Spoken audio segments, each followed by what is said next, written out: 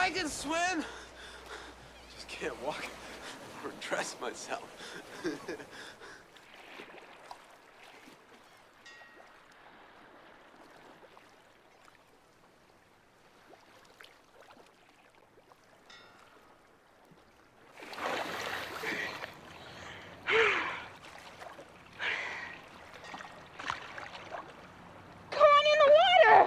Take it easy.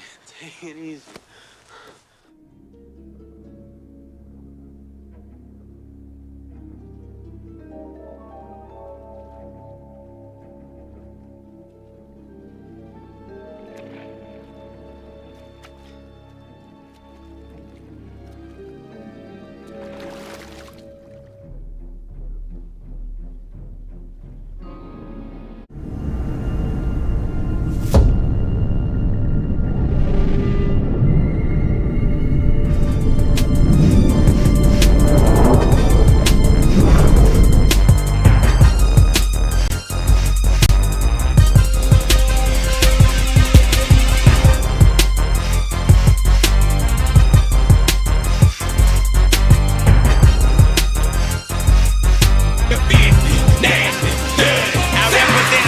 Gorillas, rock choppers and drug figures. We bust shots and slugs on hot blocks with thug niggas. I'm done talking, I come walking, short stalking. If it's beef, I shine in the dog and I keep my gun sparking. But it's the dirty, we young figures, love pickers. We don't stunt in front with ya, we hunt and come hit ya. Like Craig, me and Steve Mob run this. We go toe to toe and in the one and tell them Sean done this. They got me laughing and joking, pistol blasting and smoking, mashing, asking for action while they gagging and choking. Yeah, them billboy be thug line. You best watch your feet on the mat and step into the southern high. Slick from vehicles and tight clothes, hair weaving micros, billboards and smoke fire. Weak bodies, bow ties, quick grain and flip flop, dank stankin' and zip lock. Stitches finding bitches with lips lock. We filthy boy, we nasty boy, we dirty. You beef with we, you be deceased. You heard me? Cotton pickers and rotten figures, we taking over. We fear boys, we soldiers, represent Georgia. The dud, boy, it's real in your feel. It's the dud, the dud, the filthy, nasty, dirty, the dud, the dud, boy, it's real in the field. It's the dud, the filthy, nasty, Benny Bowser, they zoomed out like that low down, nasty, filthy fella from the field. Dedicated to Southern housing, and better make a meal. The Southern way, no other way, there's no better way to live. By Timberlake, so they will. White team needs to go real. Touch the crumb for your station to bong. Put the bass in the drum while you blazing the gun. It's too dirty, ain't no bass in this bum. Represent the place where you from, the gritty Benny player. Suburban's on 20 player. See me when I'm grinning player. Voting red, bald heads, face frozen black. With watermelon, pecan and peaches be growing that. Wanna visit, well, the welcome is dirty than dough mat. Wanna be real, run your way, doing by 4 flat. Better know that, them country player and the show that. Them feel more cats, send them off with toe tag. If you can't survive in the dirty player, then go back. Or run over and gorilla, go grill us that toe cat.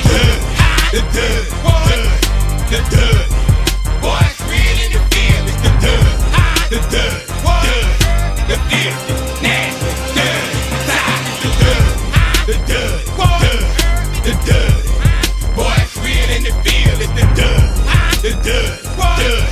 the filthy, nasty, dirty, Feel my boat run the field deep down in the south. Sporting t-shirts and jeans, rocking gold in your mouth. Say dirty, stop, dirty, say dirty, stop, dirty, And my folks run the field deep down in the south. Real big guns and boy paper chasing for Clyde. Say dirty, stop, dirty, say dirty, stop, dirty, get him off, boy, get him off, boy, get him off, boy, get him off, boy, get him off, boy, get him off, boy, get him off, boy, get him off, boy, get him off, boy, get him off, boy, get him off, boy, get him off, boy, get him off, boy, get him off, boy, get him off, boy, get him off, boy. The dud, boy, it's real in the field. It's the dud, the filthy, nasty, dirty, the dud, boy, it's real in the field. It's the dud, the filthy,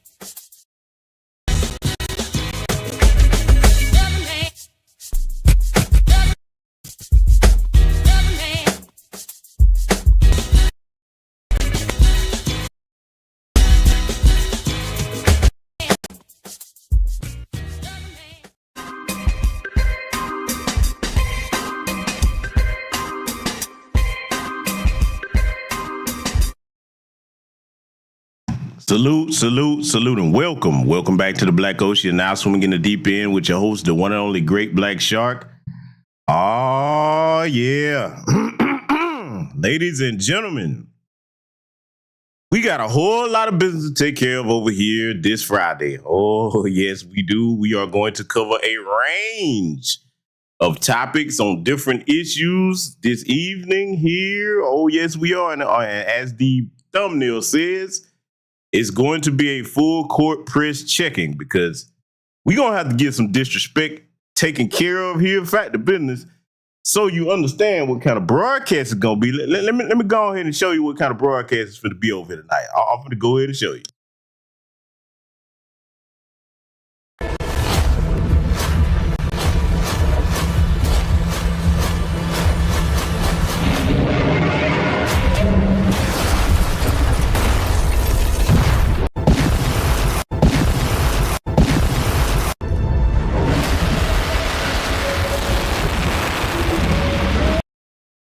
Yeah, we finna light some disrespectful asses up over here tonight. Oh, yes, we are.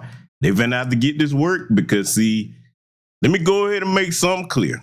Oh, yeah, let me go ahead and make something clear.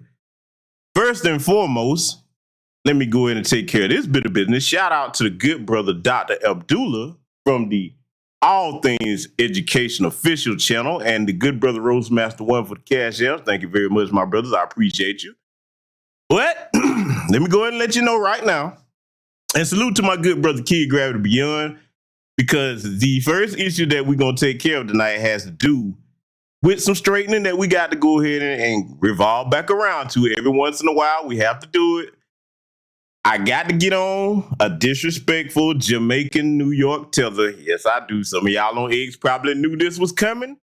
I'm finna get his ass that work because, see, one of the things that I do not appreciate is when those of you that come to the city of Atlanta, Georgia, you come here from different places. You come here because, similar to a lot of the tethers that actually flee, you couldn't get shit popping back home because, one, you come from a bunch of overpriced rat holes. Oh, yeah, we're going to tell the whole truth over here tonight. And then when you come down here damn near starving, hungry, and fucked up, we clean your ass up, put some food on your plate, and show you how to run things down here. You don't come down here teaching nobody in Atlanta or Georgia a damn thing that we didn't already have going on. This is one of the places in America where black people still own the most land. And don't even get me started when it comes to black business ownership. There's very few places outside of Atlanta and other parts of Georgia where y'all can compete with us as far as business ownership across America. One would be Houston, the other would be DC, okay? Outside of that, you ain't really fucking with us as far as like anything economic-wise. Oh, we're going to talk that talk over here tonight. But I want to say something to my good brother Kid Gravity because that's a good dude. Y'all go subscribe to his channel. He meant well, but my brother Kid Gravity, if you listen or you having to catch this on the playback, I got to go ahead and say something to you, brother. And I love you to death. You know that. That's my Jamaican brother from another mother. Good dude. But brother, and I think y'all gonna agree when I show you what I got to show you here tonight, I don't have conversations with bitch ass niggas like the one we gonna get into, because I'm not talking about my brother Kid Gravity. I'm talking about the guy, he tagged me in this guy's post. We're gonna get into who he is in a minute here. And y'all gonna see why I'm saying that. See, I'm the member of New Black Media. I'm not the nice guy. Salute to my other, fellow New Black Media members, but I'm not the nice guy, okay? Y'all know me. I am not Mr. Nice Guy. When it's time to handle some shit and straighten it, I straighten it the way it need to be straightened. I don't do all this politically correct bullshit, and I'm not saying other members of New Black Media do that, but I'm just letting you know that when it's time for me to address something, I'm going to put the hammer down on that shit. Oh, yes, we finna strap up some FBA boots and put some FBA truth boots to some asses tonight. This dude right here, when he made the comment that he made, you got to understand that just on a manhood level, and I'm not talking about Kid Gravity. We're going to get into what I'm talking about. Once you start off disrespectful to somebody's city or wherever they from or anything like that, it ain't no conversation to be had. And, and again, this is no knock on my brother. He's a good dude, mild mannered brother, family man, but I don't have conversations with hoe ass niggas, okay? We're going to get into it. let me go ahead and greet my esteemed guests, because I already know y'all wonder, what you talking about, GBS? Oh, we about to get into it. Let me see who I see in here. I see B1 Vanessa Jones. Salute to you, sister. Patricia Slade in the building. I see the good brother Demetrius Shepard over here. Essentials with Emmanuel. What's going on, my brother? TRU Reality, my good Chicago brother. Diesel Mike in the building. Mrs. L, salute to you and your household, sister. Willie Tresses, what's going on, sister? Derek Parker, I see you. I see still Kevin Trees in here, no longer asleep. Let's see. I see the sister Stun Zed in here. Josh Norris, what's going on, young brother? Salute and welcome to you and everyone that'll be joining us in attendance here tonight. Oh, we're finna get to cooking now. Salute to my good sister and the fabulous for what Goddess Navy, Donna C. I see you all. Now, we gonna go ahead and get this thing started, man, because see, let me tell y'all something, man. I've had to address this before, but what you're looking at on your screen here, this is downtown Atlanta, Georgia, okay? Now, let me tell you something about my city. We welcome anybody. We're very hospitable people. When you think of the phrase Southern hospitality, this is one of the main cities that comes to mind. The whole state of Georgia, as far as Black Georgia. Let me get that clear. We're talking about Black Georgia, all right? A lot of people will come here, and like I said, they come from dire situations back home because it's too expensive for them to make it where they at. That's why they had to bounce. And then when you get here and you figure out, okay, this is a place where if you're a Black person about your business, you can come down here and get yourself situated and do very well for yourself. A lot of them, truth be told, these transplants, I'm not talking about the natives, because the natives have a respect for the city. The transplants, a lot of time when they nest down here, they don't ever go back. They'll go back and visit home, but they ain't going back there to live because they know they couldn't cut it where they was. I'm just going to go ahead and tell you right now, I'm not going to say all the transplants, but the ones that get disrespectful, I recognize where it come from. It's a place of resentment because, see, you basically the cast-offs and the losers back home where you from. Shout out to New York. I have family up there. Shout out to the West Coast. Love y'all brothers and sisters. Midwest. I love all my people. But you're not going to come down here and disrespect my city, okay? You're just not going to do that. You can make whatever verbal critique you want, but it's going to be answered back. And it's going to be some straightening with it. See, there's an old saying called familiarity breeds contempt. And that's a very true statement. If they have to come down here and get it cracking, and then they say, damn, you know what? These people here in Atlanta didn't have to flee up to where I'm at to make it. They stayed here and they're doing very well. I wish I could do that back home. See, I know how you bitch ass niggas think. Yeah, we going to get you told over here tonight. We're going to get you straightened out over here tonight. Salute to all my Georgia people in the building, no matter where you from. Oh, we finna stand up on this one. I know y'all been waiting for me to go ahead and handle some of this shit because there's been a lot of little jazzy miles, but we're going to deal with one of them here tonight. Or we're going to send a message to all of them. Oh, yes. Let me tell you, faggot nigga. Boy, I almost said something. Let me tell you, bitch ass nigga, something. The main reasons that you come down here and you stay is because you know that this is a premier Black business hub, if not the premier Black business hub, okay? You know that for a fact. Then on top of that, what pisses you off, you come down here and all of them have this one time at band camp in Atlanta story. That's what I call it. A lot of people come through here visit a one time at band camp story. Basically what I'm talking about is they have these flights of fans and they just be talking all kinds of crazy shit when they get back to where they from, but you know you don't pop that shit down here on the street. You ain't gonna hit no live button and talk that shit down here with your face showing either. And really, you better be careful if your face ain't showing, because nigga, we'll find you down here, boy, if you get too jazzed at the mouth. And before anybody start talking about, oh man, why y'all ain't got that energy toward them folks? Boy, you really don't know my city. Them folks don't get disrespectful down here either. They know what time it is. The lines are drawn very clearly down here in every city in Georgia, not just Atlanta. Everybody know where they stand. Shout out to my continental African and Caribbean brothers that come down here with respect. I'm not talking to you, but see, tonight is going to be an example of when we tell you the tether class amongst your people. If you don't get them motherfuckers, we will. And we finna handle that here tonight. Oh, yes, we are. Family, let me show you something. Y'all finna see what I'm talking about. We finna get into it because we got a lot to cover here tonight. Now, this little fuck nigga, okay? It's a dude named Curtis Schoon. Now, I'm familiar with the little clown. Oh, I'm familiar with him. He's a wannabe documentarian, little fuck boy. This is what Kid Gravity tagged me in. And again, let me make this clear. Y'all don't tag me in threads with fuck niggas, man. Because I'm not one. I don't have conversations with fuck niggas in my personal life, and I try not to do it online. Because, see, when I responded to it, I responded too quick, and I wouldn't have even responded if I saw Kid Gravity would have tagged me in somebody else's thread. Y'all don't tag me with fuck niggas that say shit like this.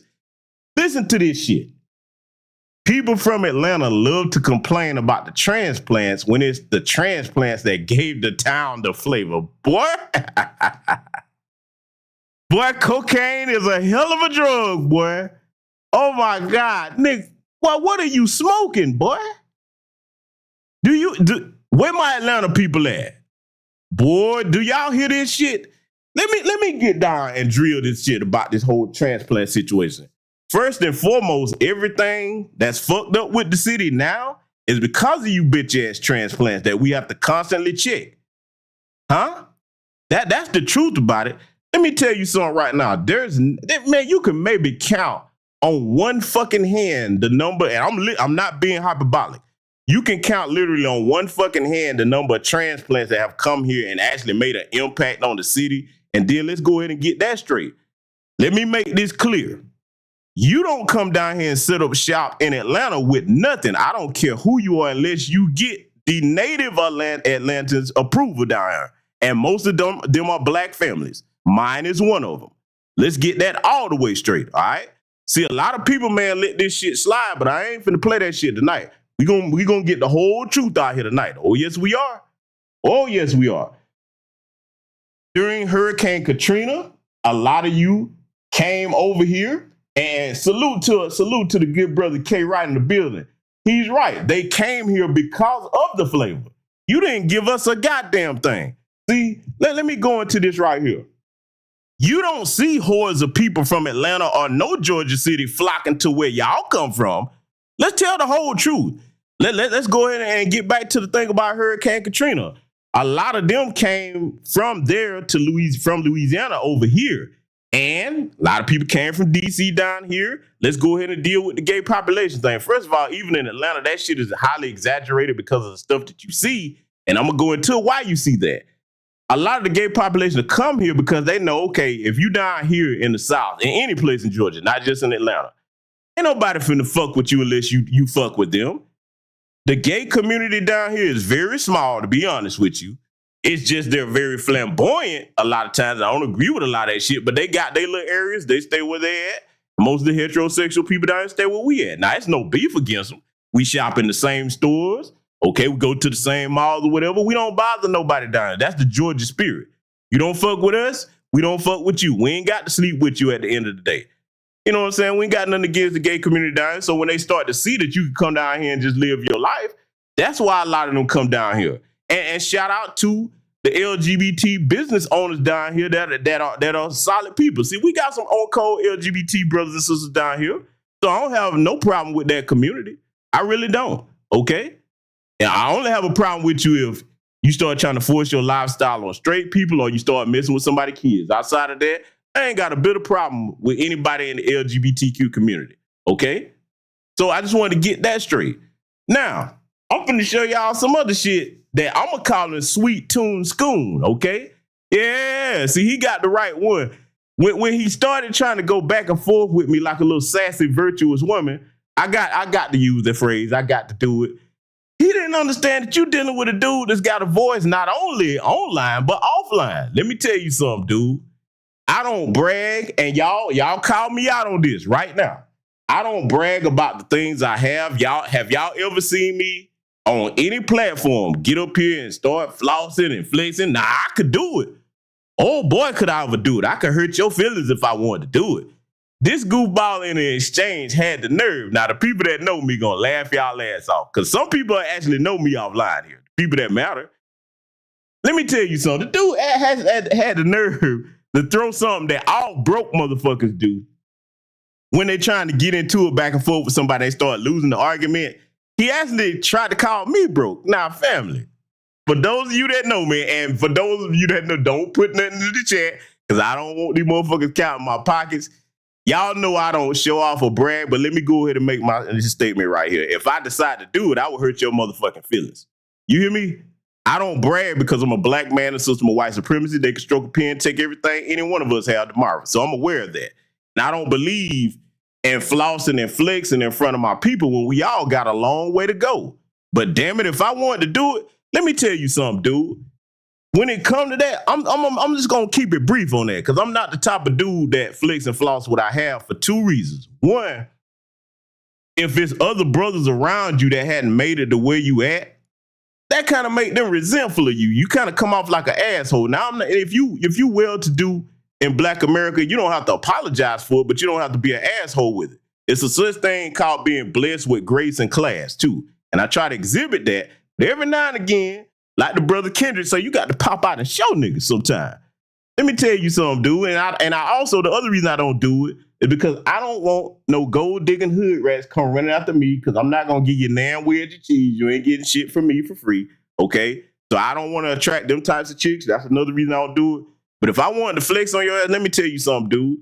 Where my ladies at that understand the finer things in life here? Boy, I got coats in my closet that will pull your bitch away from you if she were to touch it one time or if she just knew what she was looking at. How many of y'all understand how comfortable a Russian sable mink or an authentic coyote fur coat is? The full length. Nah, I ain't talking about the halfway, motherfucker. In the wintertime, man, let me tell you something, dude. I step out of that motherfucker, man, in an obnoxiously comfortable fashion sense. It could be freezing cold and you wouldn't feel nothing on the inside of that motherfucker unless you open up the coat. Let me tell you something, fellas. For those of you that understand what type of coat that is, or some of you that may have some, a broad got one time to put that coat on, boy, you'll have to get the jaws of life to pry it off. She ain't gonna want to come out of that thing. You hear me, boy? I have hobbies of mine that are worth more money than this little clown probably could even fathom. Hobbies, you understand me? See, I'm gonna leave that alone because y'all like, don't do it, GBS, because boy, some of y'all know. See, look, let me tell you something, and I want to say this to young black men because we gonna get deep off in this thing tonight. Young black men, when people start trying to test you about your finances and resources, let me tell you why you don't just jump up and get in. Let me prove it to you more. Power means you move when you want to. See, I done had to deal with a couple of these little goofies over the years, and then people that know me, they had to call and be like, hey, boy, don't do it with that nigga right there as far as talk about no finances, boy. See, watch this. I'm going to prove something, and I want y'all to call me out in this in my chat room if I'm telling a lie about this, okay? Everybody that's been subscribed to my channel, I want you to call me out on this and say, GBS, you a bold-faced motherfucking lie. Where my day ones at on this channel? Put a black fist in the chat. Because I'm doing this for a reason. Because, see, I'm finna prove something over here tonight. Where my day ones that's been subscribed to this channel for a couple of years or at least a year. Somebody let me know. Throw a black fist in the chat if you want to. Because, see, I'm going to need y'all to bear me witness on something. Okay? We finna get this straight over here tonight. Where my day ones at? I'm waiting on some confirmation, man. Because, see, what I'm about to say, if I'm telling a lie with this, I want y'all to be like, man, you full of shit, GBS. You know that ain't how it is. You feel me? Okay, so watch this. Family, you see this banner with this Cash App up here? Have I always had this on my channel? I'm making a point here. The only reason that I put any type of Cash App or PayPal information up, first of all, it took me years to do that. Y'all asked me to do that. Those of you that support this platform, brothers and sisters, hey, man, you got such good information, man. How can I support? And for the longest time, I'm like, man, I'm just, trying to educate the people, man, put something out here to help the folks. Well, brother, you should have a way we support you, man. Y'all kept saying it. So you know what? I went ahead and did it. Now, bear me witness on this. Since I've had this channel and my other channel, both of them are qualified for AdSense. I hadn't turned it on one time. Let me explain why for those that don't know why. I'm not the guy that get on here, hey, man, y'all hit the Cash App, man. How many times y'all ever heard me say that shit unless I'm just mocking somebody? See, to let you know that my finances are all the way straight, I don't have to ask nobody for nothing. The people support you if they appreciate you and value you. So now, if I just lied about anything I said, call me out right now in this chat. I'm like, nigga, you full of shit. You done always call me out. How many times I ever asked somebody to hit a Cash App or PayPal? I don't do that. I don't have to.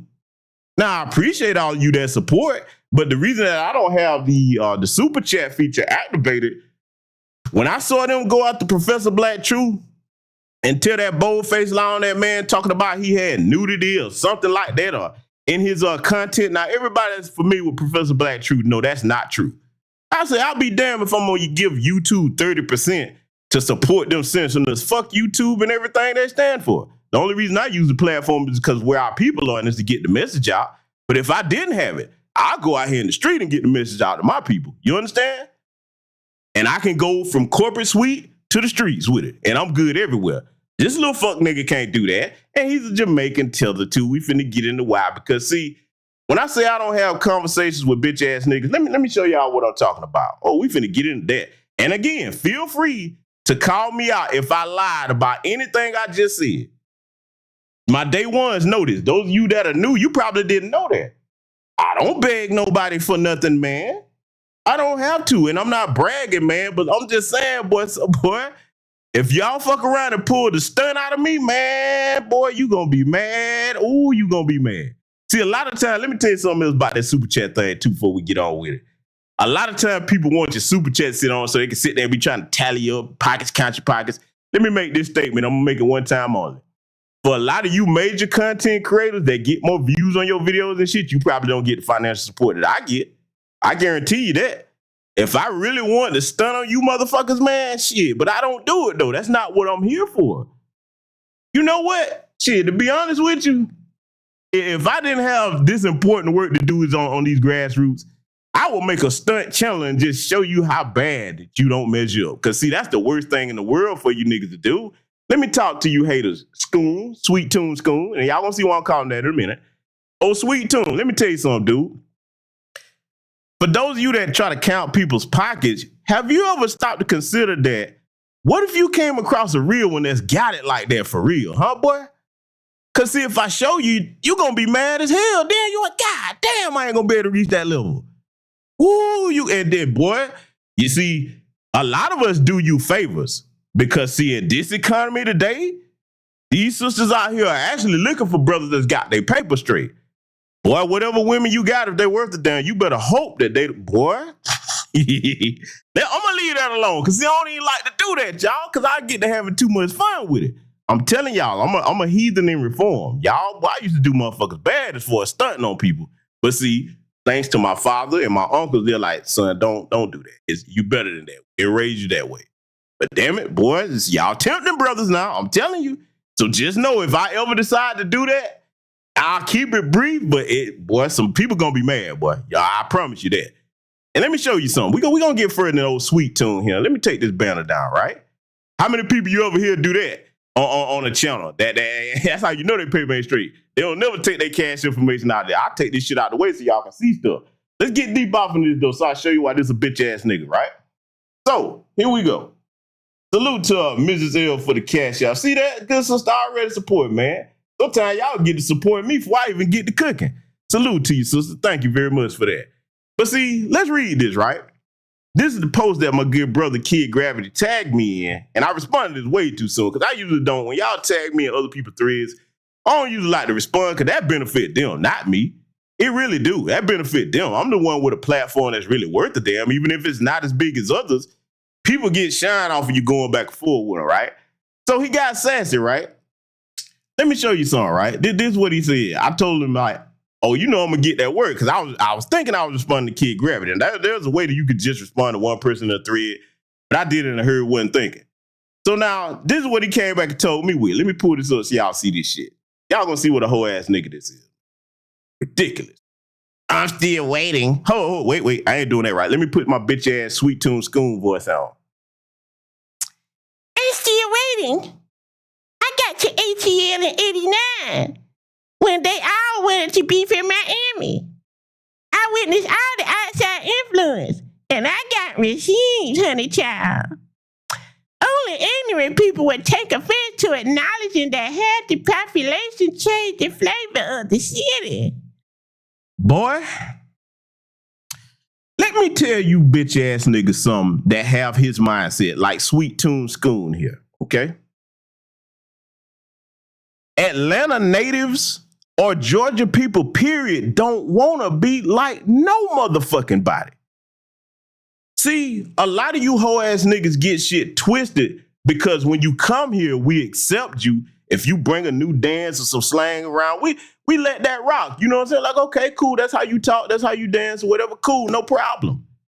Y'all mistake acceptance for wanting to be like you. If we wanted to be like you so much, make it make sense. Why the fuck we ain't flooding where you from like you flood to where we are? We stay home, motherfucker. Every black person down here got it out the mud and they earned it. Your bitch ass had to flee to eat off other people's plates. We got to get this shit straight. Now, this is a tether, but I address to the FBA people that do that because there's very few of them. Most FBA brothers don't even talk like this because he gave himself away. I'm going to show y'all what I'm talking about here in a minute. So now here's the other ridiculous thing.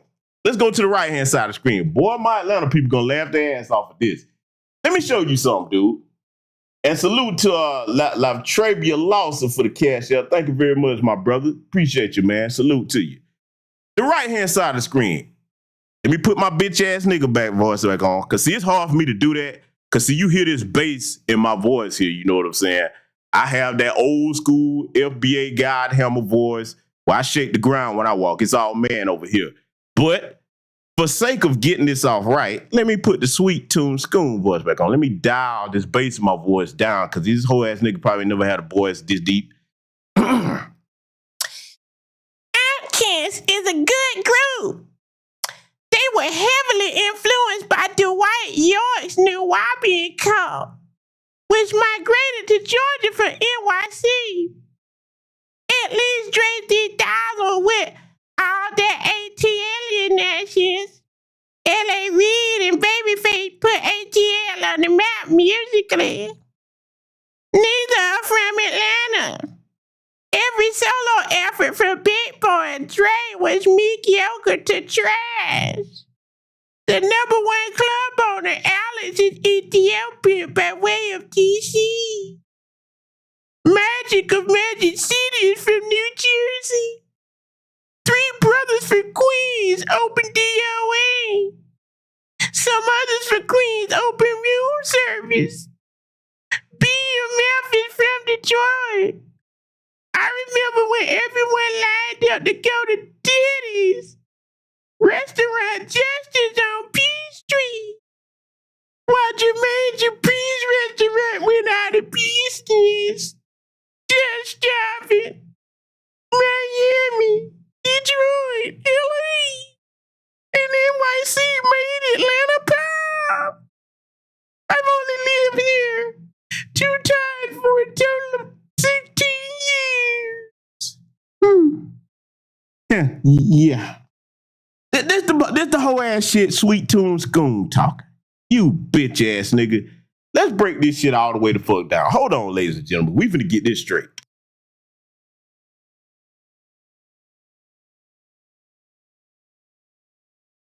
We finna get it straight. Yeah, I had to make a slight adjustment to my microphone position.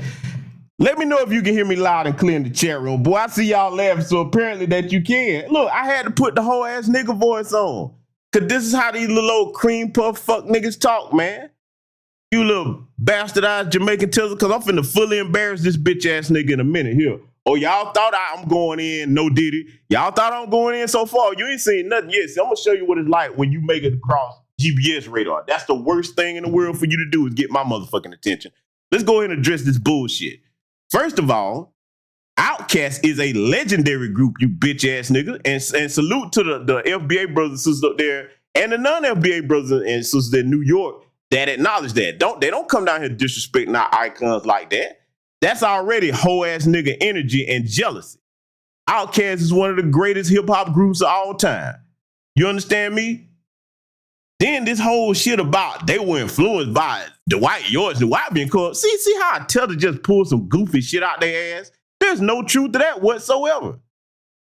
Nigga, you won't find nobody around no parts of nobody FBA anyway that would tell you Big Boy and Dre solo efforts or none of their music was trash. Let me talk to y'all for a minute. See, I came up in the 90s, man. Huh? Who remember when Players Ball dropped down here by Outkast? Come on, man. This bitch ass nigga talking about who wanna be like who, man. You had people around this damn nation rocking that shit. That's what, see, look, the flavor of Atlanta, when you start talking about Freaknik, that's what drew people here. Cause see, think about it. Before all of that, people wasn't really coming here. So how the fuck we get something from you? See, it's kind of like that Fat Joe shit where if you accept certain people in amongst you and you don't chronicle the history of things, they'll start telling you what you got from them. Everybody that know this is lies. And see, let's deal with this whole thing about these businesses and folks being not from here. Like I said, we welcome everybody to come here, but you don't get to set up shop without our blessing. And I know most of these business owners that he's talking about, and they know me, okay? Good people, got no problems with them. But they'll tell you that, hey, man, the only reason I was able to get my shit up and running is because the city was behind me and they got my blessing. And they also know if they get disrespectful, that motherfucker gets shut the fuck down. Let's talk about Magic City. Salute to the brother. I know him.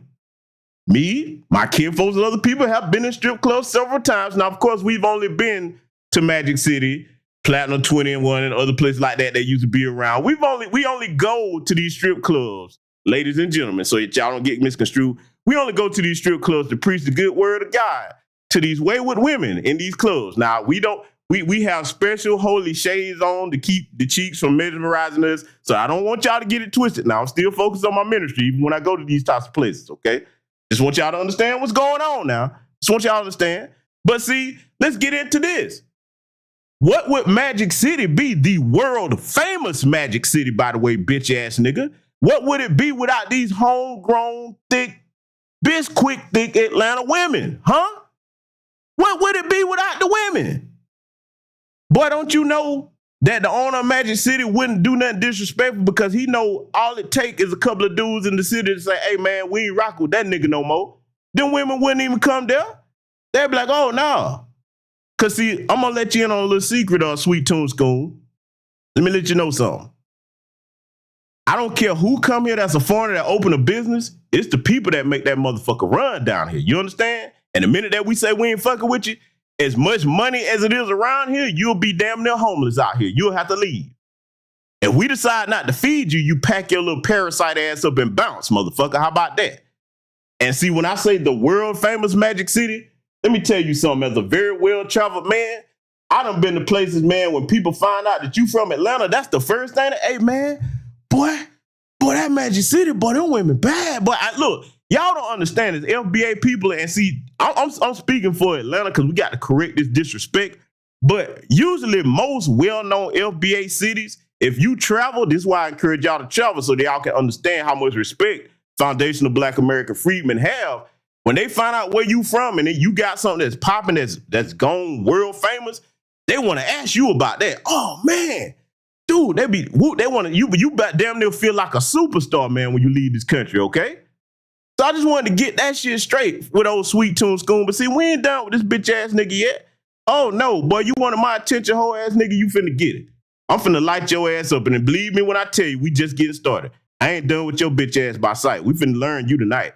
You gonna learn tonight, boy. Oh, yes, you are. Oh, yes, you are.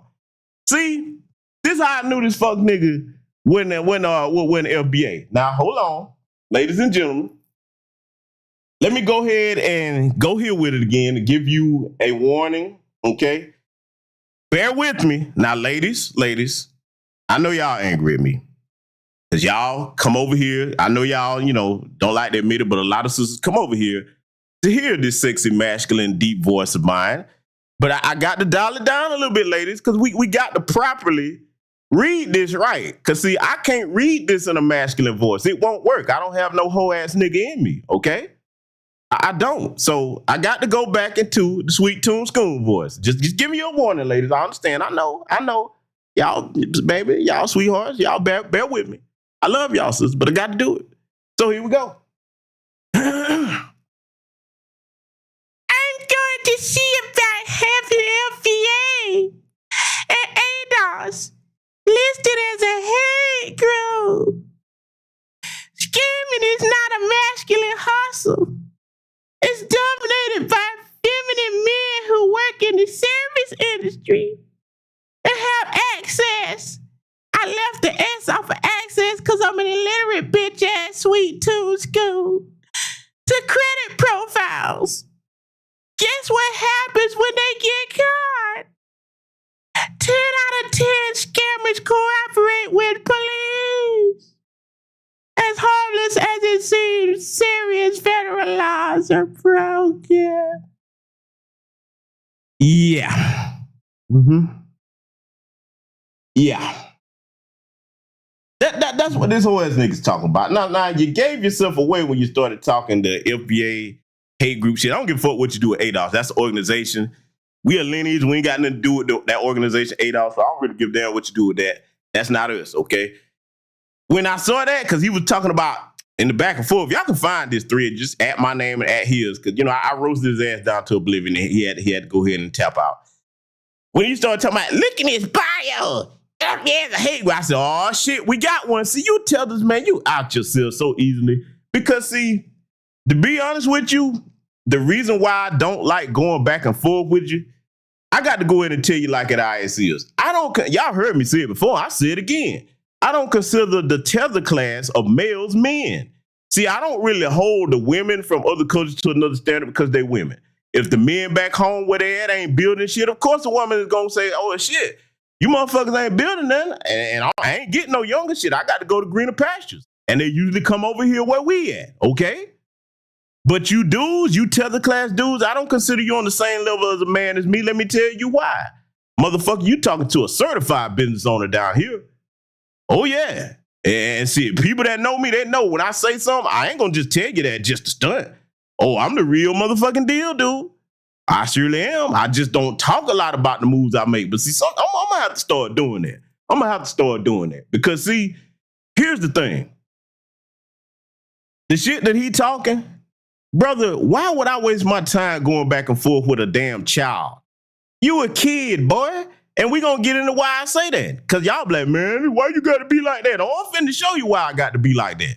Because see, when you flee, it's one thing if you came here, okay, and you got your paper straight, and you said, okay, now that I got my capital, because you got to have capital to make change anywhere. Let's get that part clear. It would be one thing if you came here and got your capital straight and said, all right, now that I'm good, I'm going to get with other brothers and sisters that's from where I'm from. We're going to go back home and take care of some of these problems that made us have to leave so the future generation can eat. If you ain't doing that, you little fuck nigga, and you nesting under somebody else's tree like a parasite eating off somebody else's plate, how the fuck as a man that has built shit from the ground up, how the fuck am I going to respect you? You don't get to sit at the grown folks table, bitch ass nigga. And I'm talking not just to you, Sweet Tune School. I'm talking about anybody like you that come down here. But see, oh, I ain't done with him. Oh no, we gonna slow roast this motherfucker here. We gonna get to these other topics because they are very important. We gonna slow roast his ass though. Let me show you something, family. Oh yeah, well, I'm gonna show you the other reason why I don't fuck with this hoe ass nigga. And I don't want nobody tagging me and nothing else with no hoe ass nigga like that. Take a look at the screen. This is the New York Post. Oh yeah. Oh, we finna get deep with this. See, when I call you a hoe ass nigga, it's not just a personal thing. When I call you a hoe ass nigga, I can actually back it up that you's a hoe ass nigga. Okay? Read this. How many of y'all remember this? Drug deal linked to DJ. DJ Jam Master J, okay? Boy, I'm getting on in on his ass. I couldn't even get the words out. The drug deal, y'all remember the murder that they said it was a drug deal linked to DJ Jam Master J. I'm finna prove what I'm saying. This is in the New York Post. You can pull this article. I didn't make this up. You know this ain't the make shit up channel, okay? You pull this article up for yourself. Now, remember that shit he was talking about folks scamming and, you know, hustling and scamming is a masculine thing. I agree with him there, but hoe ass nigga, you just the same. This is what the police saying. Let's read this. The police have all these beliefs and theories, and this lawyer Kornberg said, anytime they want to arrest my client, talking about Sweet Tune School, we would be happy to produce them. The truth of the matter is they're barking up the wrong tree. 6'4", he can use a big, overweight, sassy bitch ass nigga too. 6'4", 250-pound Schoon has been arrested 3 times. Oh shit, do we have a criminal on our hands? A tether class criminal, including twice for robbery, but both times the charges were dismissed. His one long conviction was for possessing stolen property, for which he received a conditional discharge. Oh, shit, Cletus. You hoe-ass nigga, you. See, it's always the bitch-ass niggas that's not really from the streets that's got a lot to say about hustlers. And it's a difference between a hustler and a scammer. A hustler is always trying to get his paper up and actually keep everything legit. A scammer like you bitch-ass tethers that have to run from where you from, and we gonna get into that in a second here too. I told you, I'm gonna lay into his ass. I love my Jamaican brothers and sisters, but you better get these types of hoe-ass niggas before we have to get them. Because Lord knows if they find my way to my radar, I'm going to light their motherfucking ass up. We ain't done yet. Numerous law enforcement sources told the Post they believe the murder stemmed from a drug deal, a deal gone bad involving Jay, who cops say had no experience with drug deals, and the prime suspect in his slang, Curtis Schoon. See, they called him a prime suspect, not me. It's not my opinion. This is in the New York Post. Schoon, at the advice of his lawyer, Marvin Kornberg, has declined to be questioned by the police. You bitch-ass nigga. And rest in peace to Jam Master Jay. But see, let me tell you something. I'm going to get this shit off the screen because that's making my fucking blood boil, man. Brothers and sisters, this is why we can't fuck with them tethers like that. These bastards are dangerous, man. If Jam Master Jay was trying to do some street business, you don't fuck with none of these hoe-ass niggas. Let me tell you why. And I'm going back to what I just said, and I'm going to stand on this, goddammit, because I mean what I say. If you's a male... And I'm not going to say, man, if you a male and you had to flee from your country, you ain't no stand-up nigga, you weak. See, a lot of them that get over here, you have to put that shit back in your faces. If you bounce from where you from as a male, I don't apply it to the women. The women are not the natural builders and protectors of society. It's the men of every society. If as a male, you had to bounce from where you were from and you ain't got no plans of going back, you don't do no business with no hoe-ass nigga like that, especially no street business. No, you don't. You don't. Okay? You better remember that if you don't take nothing else from GBS the rest of your days. Because, see, let me go ahead and show you something. When it comes to y'all talking about y'all opinions on Atlanta and Georgia, let me go ahead and let one of the greatest horror icons tell you what we think about that.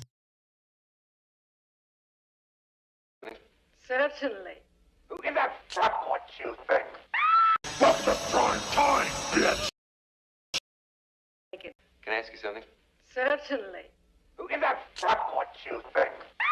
What's the prime time, bitch? Yeah, in the words of the great Freddy Krueger, when you get to talking about my city and talking about asking us something and trying to criticize us when you really can't compare your success to nothing that we have down here that we didn't have to flee to no other place to get. We don't give a fuck what you think. But see, old Sweet Tune School, welcome to prime time, bitch, because I ain't done embarrassing you yet. Oh, no, I'm not done embarrassing you. I'm not done embarrassing you by sight. Ladies and gentlemen, I know a lot of you are like, GBS, we didn't get no sponsor today. We didn't get the sponsor. Well, we're going to get the sponsor because, see, I need to play this because it's going to be apropos into going into what we got to talk about next with why Sweet Tune School here is a failure. Y'all know what we about to play real quick. And then right after that, we going to get to lighten his ass up some more because we got a whole lot of serious business to take care of over here tonight.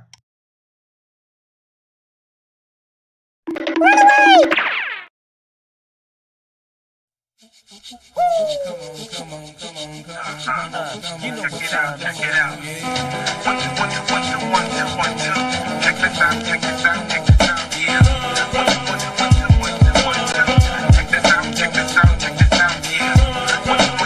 2, 1, 2. Check this out. Yeah. 1, 2, 1, 2, 1, 2.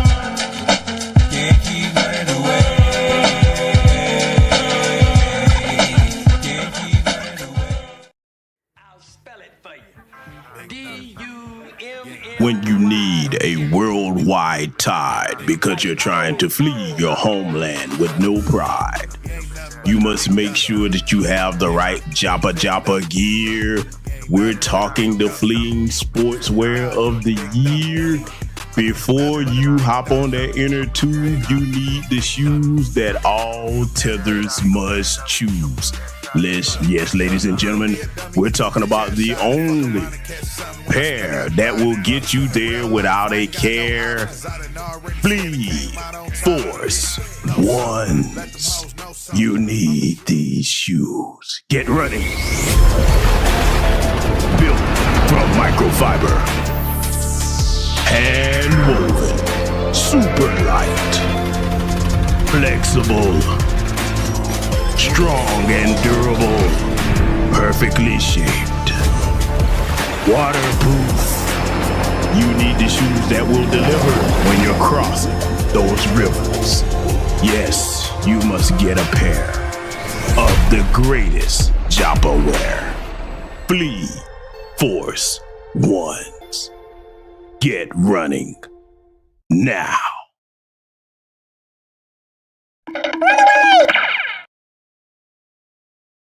Yeah, y'all know I wasn't gonna let y'all hang as far as the sponsor, you know what I'm saying? Yeah, we finna finish cooking Sweet Tune Schoon here in a minute. Cause I had to let the bitch ass nigga know when he called himself trying to go back and forth with me like a little sassy virtuous woman. I'm like, hey bro, I don't play for that team.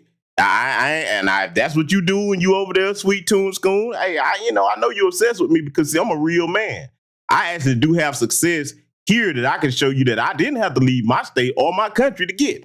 Even though some of my family, we all do international business, we got it started here. That's the main thing though, bitch ass nigga. But see, I ain't done with you yet. Cause see, I've already proved that you's a little rodent. And let me tell you something, boy. Let me warn you and other people that flee down here because see, I need to touch on this before we get in the finish lighting your ass up. A lot of you goofy fuck niggas, especially you tethers, you go do some goofy shit up there in New York and you have to bounce like what we just saw, because he probably was involved in that shit with Jam Master Jay. I honestly believe the little hoe ass nigga was. But let me tell you something, just because you bounce from New York and come down here, Georgia ain't no playground for you, dude. You ain't safe down here. See, that's what a lot of y'all get it twisted. It's been this myth for years that if you fuck up where you at, go run down here and you could be safe. The only way that applies is if people don't know what you did, where you came from, and you don't disrespect nobody down here. But you get wrong with these country boys down here and see what happened to you, boy. You gonna get inducted into the Gator Nutrition Program. Now, what do I mean by that? A lot of you bitch ass niggas that come down here and get disrespectful, boy, you better look at how many swamps we got down here. A lot of you hoe ass niggas go missing every year for violating down here, and boy, I'm gonna tell you, they ain't gonna find you. I already know. Look, I'm just trying to warn you, hoe ass nigga.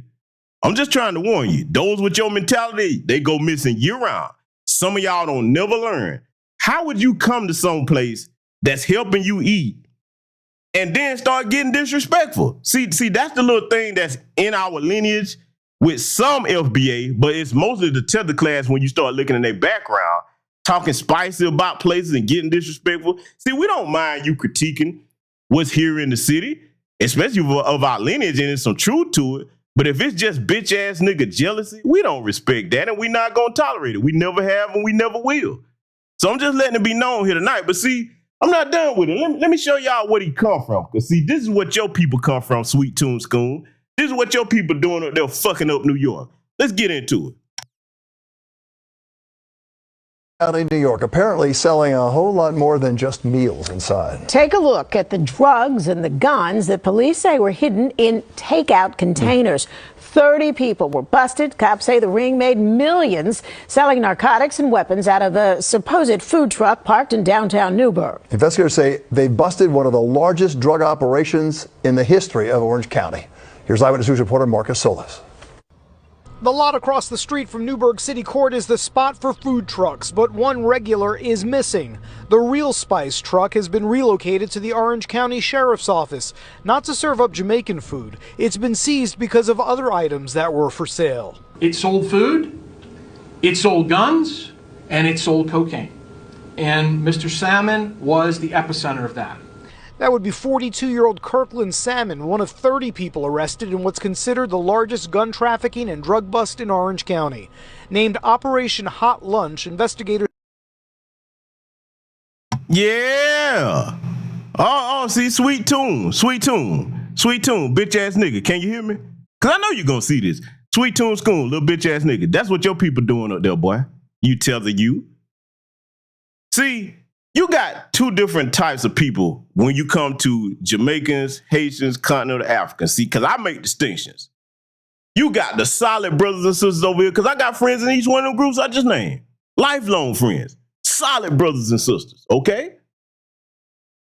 Straight up people. You got those types, and then you got that tether class from that lineage that are nothing but a bunch of hoe-ass niggas that the first thing you think about is when you fucked up and dusty, who can I scam? See, a lot of them, and this is why I tell y'all to travel, when you go over there, it's really the tethers over there that's keeping things held back. They're the ones that have white Jesus syndrome and worship them folks. Oh yeah, I ain't done yet though. I'm finna show Sweet Tune School what you need to be worried about while you popping your gums up here like a bitch, eating off other people's plate. Because if you here, because you're not from here, boy, I know. See, I just gave him a little bit about your bitch ass. I could really drop the helm on you if I wanted to. But see, I'm finna embarrass you another way. Since you claim, you know what I'm saying, you say you doing all right, and I seen some of your little bitch ass documentary work. It ain't nothing to holler about. Very low quality shit for somebody that pop as much shit as you talk. But see, if you really had it like that, see, this is what I would respect. If you came here and got something popping and said, you know what, I don't never want another little Jamaican child to have to leave home to get opportunities. Let me set something up where even if they can't come here right away, I can have you working for me while I'm here. See, that's what men do. Men build and create a way to eat for the women and children in the society, and we employ and feed other men, not because we want to lord it over other brothers' heads. We say, hey, look, we need all hands on deck. The more business owners that we have and can employ and feed our people, the better. So we don't have to be under the boot of these folks, okay? That's what men do. And real men, especially those of us that are older, we don't just try to keep all the power for ourselves. We find, look, let me tell you something that I love to do. This is why my city respect me. And this is why I try not to get into it with people, because as y'all see, when you get my attention, you got it. Let me tell you why I'm highly respected amongst young people. I'm the brother that's known for, if I see you a talented young person, young black man or woman, and I see that, I say, okay, I've been sitting back watching. This brother got a talent for art. This sister has a talent for speaking or whatever it may be. I'm the one that if I'm able to connect you with somebody or put you in a position, hey, yo, man, come on over here. I got something for you. Oh, man, I ain't ready. Yes, you are. Yes, you are, young black man, young black woman. Yes, you are. You always believe in yourself. See, I'm known for giving confidence to the young people and actually putting them on. It's young people right now that thank me to this day for giving them a way to eat and start up businesses and put them on all kinds of financial gain. Y'all familiar with my work online. Y'all know what I do. Some of you brothers and sisters know that if you trying to do something and I see that I got the connection to help you, I help you out. Now, let's be clear. There's been some people that I've helped, and I ain't gonna put them out there that they've given me their ass to kids. But see, I don't let one or two or a few individuals that do that, you know what I'm saying, deter me from my mission. Because see, my mission in life is to make sure, especially younger black people, have a way to eat. Or if you're an older brother and sister, and I see you really trying to do something, I help you get started. See, let me say something to them people that I've helped out over the years that, you know what I'm saying, hey, you got disrespectful. You know what? I don't take that personal because you ain't taking no food off my plate. All I ask you to do is just go out there and help another black person the way I helped you. I don't put things in people's faces, but they know who they are. And my city and my community know what I do. You understand? See, that's the job that really sets you apart from males. Man passes the torch down. Legacy. You understand what I'm saying? And Sweet Tune School don't know nothing about legacy. Because, see, I'm finna show you a giblet, because that's what I call you. You're not really a man. You're a giblet, boy. If you don't know what a giblet is, that's a southern term. Look that up. You're gonna laugh your ass off if you don't know what a giblet is. You see why I call people giblets. Giblet, let me show you what you need to be worried about back home. Instead of running your mouth on one of the strongest economies as far as cities in the country, even with this inflation. I ain't saying we like it like that, but the black people that's in Atlanta and parts of Georgia, outside of Atlanta, Macon, Georgia, Warner Robins, I could name on, that's doing well. We don't like this inflation, but it ain't like we like, oh my God, what we gonna do? The only thing we don't like about it, see, let me tell y'all why a lot of them bitch ass motherfuckers run down here. They start seeing that they dollar go further down here because of the lower cost of living, especially before the inflation, okay?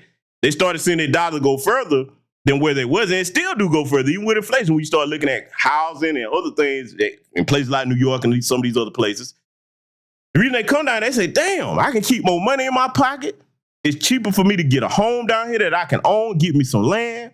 You know, if you need connections down here as far as starting up a black business, you got it. So they get good and comfortable down here off of what we built for you to have that opportunity. And you had the nerve to bring your bitch ass down here and disrespect my people. Don't talk bad about my city, motherfucker, and let me find out.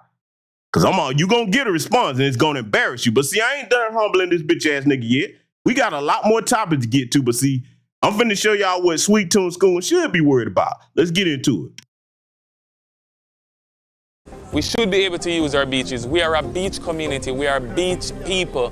We're a small island surrounded by water. Jamaicans can no longer access their own beaches. This is where they work. Say they don't have a other job. They don't have nothing else to turn to. Tourists can pay for exclusive access to beaches at all-inclusive resorts, but everyday Jamaicans are increasingly being blocked out of them. When you push a fisherman from a beach, where did you want him to go? We are living in between waters, and we have no access to a beach. Some Jamaicans are organizing to take down the colonial-era land laws that still affect them today. Jamaican came into emancipation landless and homeless, and that problem have not changed in Jamaica. And they're suing companies for cutting off their access to the beaches. Now let me say something, man.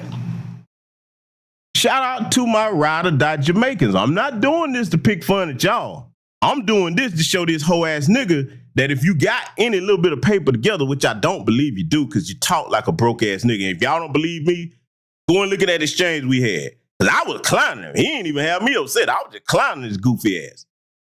Bruh, I don't speak Dutch pocket, okay? I don't speak that language. I'm sorry, baby. I don't. But if you had two nickels to rub together, this is what you supposed to be doing, fuck nigga. You supposed to, instead of trying to be a little wannabe street nigga and setting people up, you should be trying to buy back some of them beaches. Huh, hoe ass nigga? See, you better hope that no foundation of Black Americans find a way to go buy up some of that property because the Chinese ain't gonna let it go. It ain't gonna really happen. The Chinese ain't gonna let it go. But see, if I had it, because some of us got the money to go and get that, I would love to buy some of that property down there and own it. But I'm gonna tell you what I would do. I would set up some shit where the Jamaican brothers and sisters could make some money, and I would have them trying to take that back over. I wouldn't even want to just sit on it and keep it. I want to give it back to the people. That's what I would want to do. Sweet Tune School, bitch ass nigga. Where your money at as far as getting your people land and beaches back? And see, understand something. Jamaica is a beautiful country, man. If y'all never been down there, man, let me tell you something, man. I love Jamaica, man. So, man, the vibe down there, the atmosphere, it's a place where if you just tired of some bullshit, you know what I'm saying? I'm not saying it's perfect because, yes, it's crime down there, but I'm talking about just the beauty, the natural beauty of the country. Man, you can go down there and revitalize your whole soul, man. You really can. So the only thing that's missing is them just having a lock on the economy. And see, Sweet Tune School, bitch ass nigga, let me tell you something. You should be ashamed of yourself if you fled and you say you got paper and you ain't doing nothing about this, because that's Jamaican youth legacy. That's their home. The beaches are a part of their culture, man. Never mind, you know what I'm saying, the brothers that get it out of the mud down there that are fishermen that depend on the ocean to make a living. And now you got people that's not even from there, the damn Chinese and others, and West Indians, other East Indians rather, coming down there buying up your real estate and telling you where you can't go in your country. You hoe ass nigga, let me tell you something, dude. If that was my situation, every waking moment of my life would be spent trying to get my people shit back. And you got your bitch ass up here talking shit in a city of Atlanta where we built and they couldn't run us out of historically. Fuck, nigga. Let me tell you something. Atlanta, Georgia, when them crackers tried to run us up out of here, boy, you better look at the hell we gave them motherfuckers. Foundational Black American freedmen do not run for these motherfuckers. But see, you, those like you, because I seen you cooning in the past, y'all can't wait to kiss a white ass. Let me tell you another reason why I don't consider them men. How the fuck can I consider you a man on equal footing with me when you giving praise and bending over backwards to kiss the ass of your damn colonizers? We saw you fuck niggas mourning the queen. Find me an FBA person that was mourning Queen Elizabeth. The bitch that damn near colonized half the world, especially down in the Caribbean. And you got the nerve to pop your guns about my city. Shut your bitch ass up. Let's let it continue. Also will not stop until the entire Jamaican public is able to access the beach freely.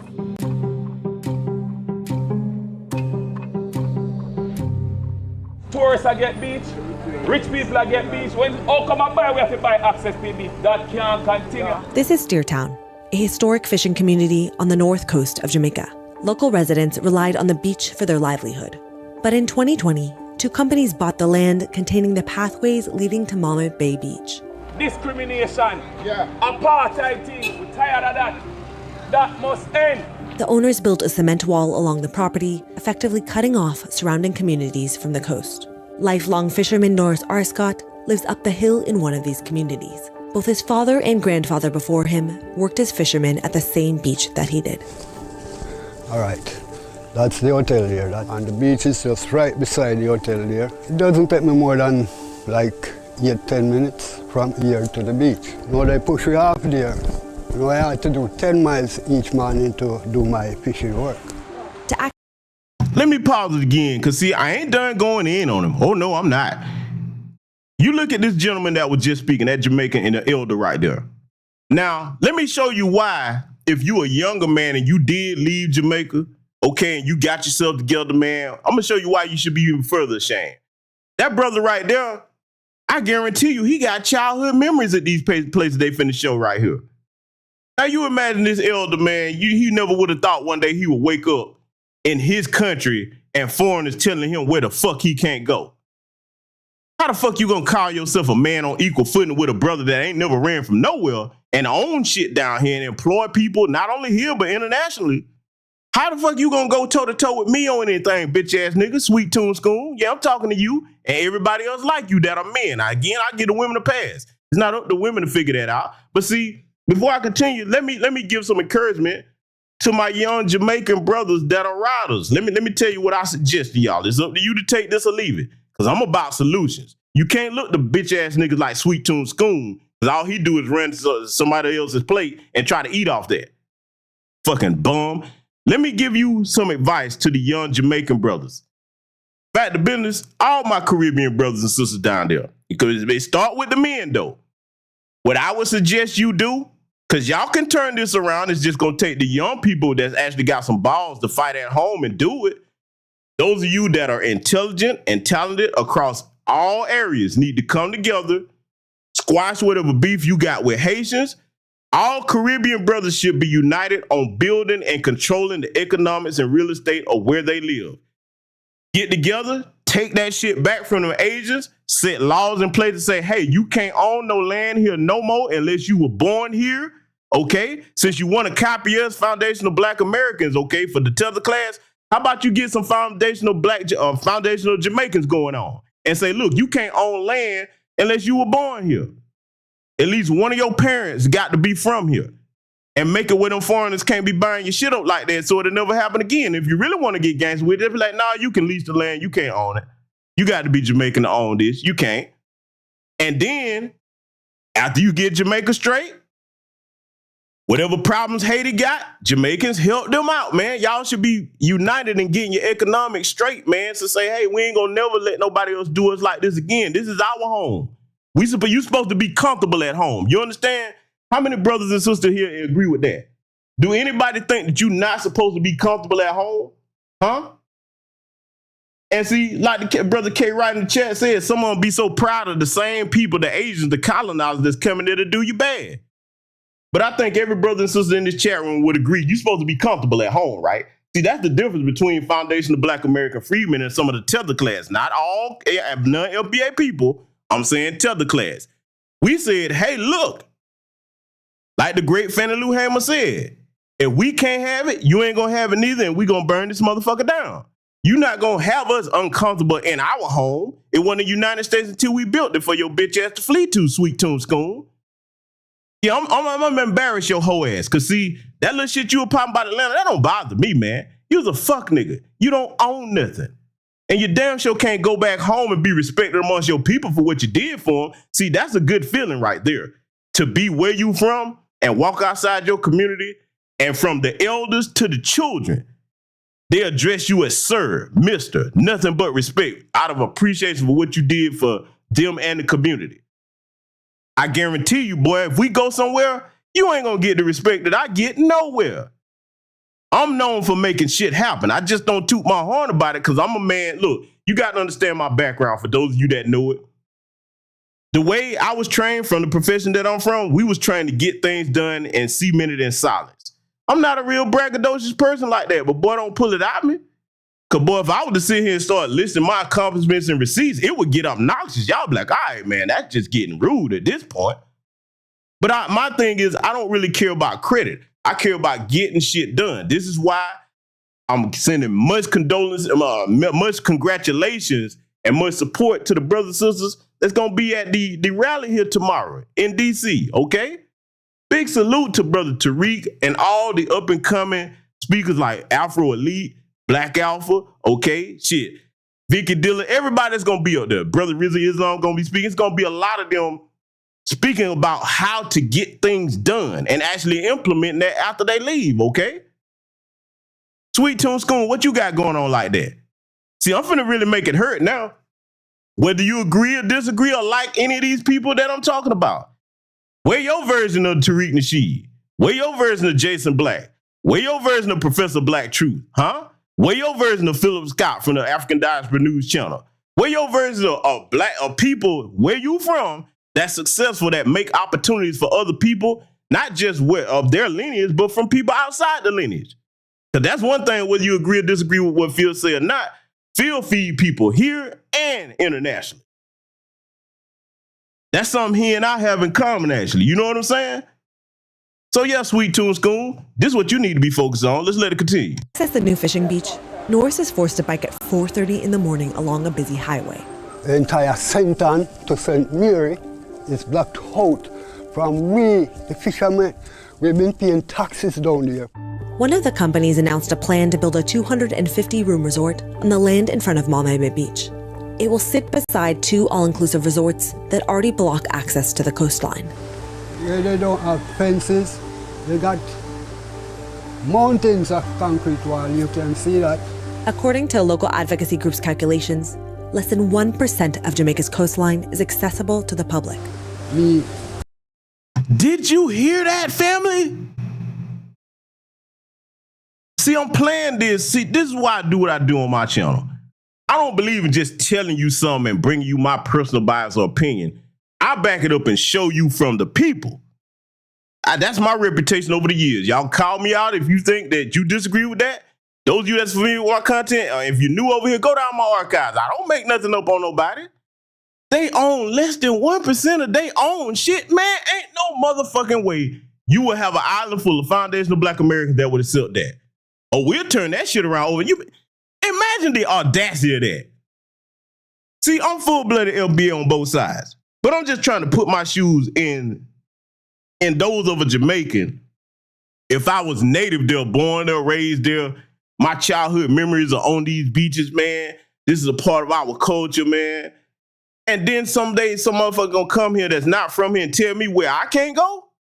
Shit. Oh, hell no. Oh, no. I would be one of the main people leading the charge. Oh, no, we finna shit. See, let me talk to that about for a minute before we get back to this. See, this is the danger of a damn sellout. See, a lot of people be talking about get the bag, get the bag, get the bag. Okay, cool. I'm all for people getting the bag.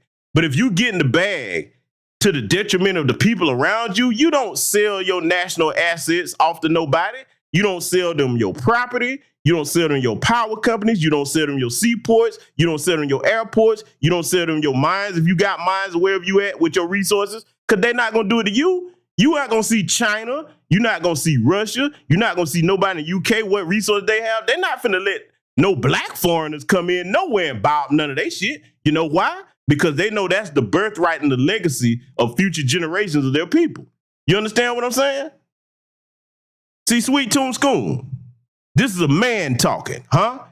You don't know nothing about that, but you're going to learn today. Let's let it continue. Personally, I have no access to another beach. So we had no choice than to go where they push us. We've been occupying that beach for 70 years. Those beaches was like our playground. The culture was all togetherness. All fishermen, all children, everybody was together. Even at 70 years old, Norris still relies on his income from fishing. When weather conditions are optimal, he can make a bit more than Jamaica's minimum wage. Sometimes I catch just about 4 or 5 pounds. It depends on the weather out there, you know. 4 pounds of fish would be like for $4,000. So I go every day as long as the sea is good. What else to do? There's nothing else. Minimum wage in the country is approximately $85 per week. In comparison, The 2 all-inclusive resorts that operate on Mama Bay Beach can cost hundreds of dollars per person per night. Fisher folk like Norris often don't see the benefits of those tourism dollars. I earn more money if I was fishing here. But what happened, I had to be going and coming to and from. Man, I ain't got nothing but respect for this Jamaican elder down there at his home trying to make a living the best way he can because he getting out the mud with his hands. See, all of us can remember, those of us who are foundational Black Americans, we can remember our grandparents, uncles and everything when they would go out and fish and what have you.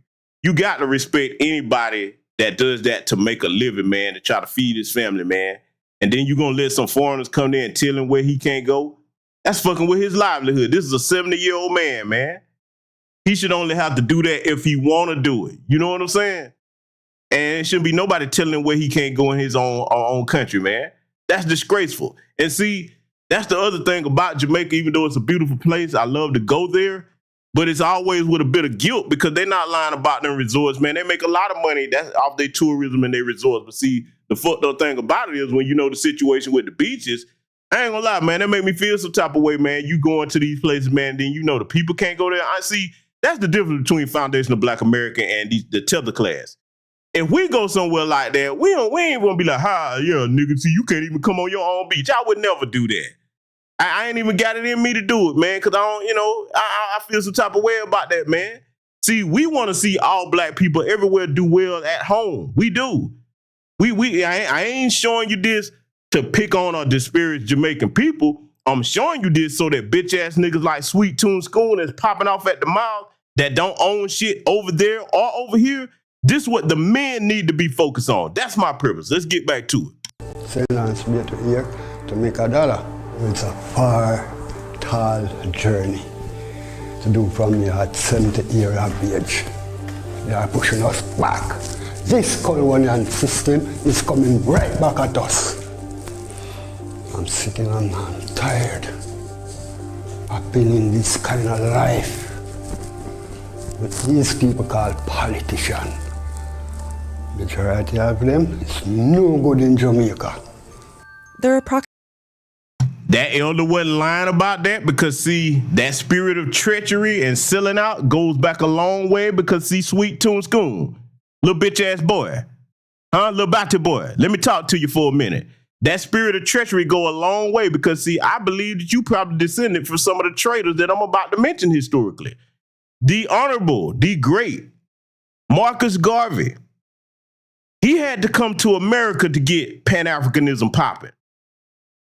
You motherfuckers voted for a white man for governor down there over him, the tether class of Jamaicans, okay? Sweet Tune School, them your people, them the ones. You go support the white man over your own people.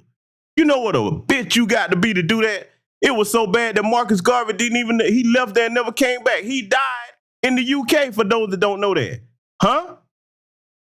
Oh yeah, see, you bit off the wrong goddamn meal here, boy. I'm finna give you everything you can to chew on, see? And see, I'm gonna tell you something. I don't really care what you say, because see, I'm the type of person, after I say what I got to say, I'm not gonna go back and forth with you, bitch ass nigga. You're not on my level. You don't build shit. Go build some shit at home, and then I'll give you a response. Because I guarantee you, no matter what you say, I'm not gonna respond to you. You's a hoe. I'm a businessman. I actually do things and build and come up with solutions in my community, online and offline, huh? You catch up to me and then I'll give you a response. Let's let it continue. Approximately 74 public beaches on the island, but many of them disrepair, charge daily use fees, or are difficult to access without a vehicle. Damien Combs lives in Steertown, down the road from Norris. Since the beach's access was blocked, he has seen his neighbors lose their entire source of income. So we're looking here at jet skis which have been parked, so to speak. Some of them are broken, some of them have damaged engines. They would sell rides to tourists or sell rides to locals. Jet skis put food on the table. The thing that the government will tell you, and these hotels, that they create jobs. They create jobs, but what kind of jobs? You're actually working in a hotel, which you will never ever be able to afford. You have all your independent people that did their own independent work and created their jobs that have lost those jobs. There are people that sell t-shirts, they're the fisher folk. Beach closing basically canceled all those jobs. A grassroots organization called Jabem has started organizing communities like Damien's to fight for beach access. Jabem helps communities with advocacy, including organizing this protest and getting beach access rights cases into the courts. You take our ancestors from Africa and in campus around here. They give us Jamaican nationality. But yes, they look like they're giving us piecemeal. Because they want to tell us that we can't go over there. And up here, we are here to repeal a draconian law passed during the colonial era that says that we, as Jamaica, don't have any rights to access our God-given beach or environment. Jamaica gained independence from the UK in 1962, but many laws from colonial rule remain intact, including one called the Beach Control Act of 1956.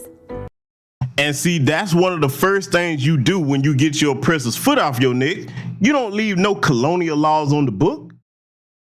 See, while a lot of the tether class have a problem with the term foundational Black American, okay, is because we labeled ourselves that, huh? One of the first things that you do as an act of independence and defiance to your oppressor is if they colonized you, once you get their foot off your neck, everything they name, you rename that shit. Everything they put up, you tear that shit down and build things honoring your culture and your people, huh? See, this is the spirit that Sweet Tune School don't have. And I'm saying this to any Jamaican multi-millionaire that's over here in the United States.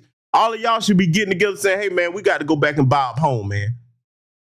There's no reason why if you're a multi-millionaire and you're a Jamaican that you don't own all the damn resorts down there. Even if if you say, hey, man, I grew up here, I don't want to live here, I want to see something new. Okay, I can respect that. Make sure you control the hotel structure so that you can employ your people. It should be a disgraceful thing for you to be a Jamaican and look up and you got the means. I'm not talking about the brothers or the sisters that don't have the means, but if you got the means to do something about this as a collective and you don't, you just say, fuck it, I made it out. In other words, let me tell you what I look at a tether as. You basically the equivalent of a rat that escaped from somewhere and ain't never going back. I'll never look at you on the same level as me for those of you in that tether class. And that does not include all non-FBA people. Let me say that and make it clear. I'm talking about the whole ass niggas like Sweet Tune School. Let's get back to it. The law states that the British Crown maintains all rights to the foreshore, and that the public has no inherent rights to access it. While the monarchy no longer governs, this law is still the primary beach access policy on the island. So legally, Jamaicans are still not guaranteed the right to access the beach. In other Caribbean countries like Barbados and Aruba, all salute to my good brother Kid Gravity Beyond. Speaking of my Jamaican brother from another mother. Oh, brother, if you just getting in, I've been cooking your boy. Hey, you know I was going to get on Sweet Tune School, man. You have to catch the beginning of the broadcast if you missed it. But y'all subscribe to that brother right there. That's a solid brother, man. That's a solid brother. Subscribe to his channel. He got great political news and commentary. That's not a tether, and I vouch for that. I put my name and reputation on that. That's a good dude, man. Very peaceful brother. But yeah, I got to get your homeboy at work tonight. I'm finna show him what he should be worried about. Because see, unlike him, I actually own shit here in Atlanta. My family does. We employ people. Oh, Sweet Tune School, he need to be worried about this, what we talking about here tonight. Let's get back to it. beaches are considered public property. And we have a slogan in Jamaica, one love. But where is the one love for the Jamaicans? By our government. Devin Taylor is the president of JBEM, or the Jamaica Beach Birthright Environmental Movement. He started the organization in 2022 after his hometown was cut off from the shoreline. We want the decolonization of this land. And all these colonial era laws must go. They no longer represent the ideals of the descendants of enslaved Africans. Black Jamaicans still face systemic inequalities rooted in British colonialism. Jamaica was a center of the Caribbean slave trade. The British government granted enslaved Africans emancipation in 1838, but they didn't receive any reparations or land. Instead, it was slave owners who were provided reparations for their economic loss.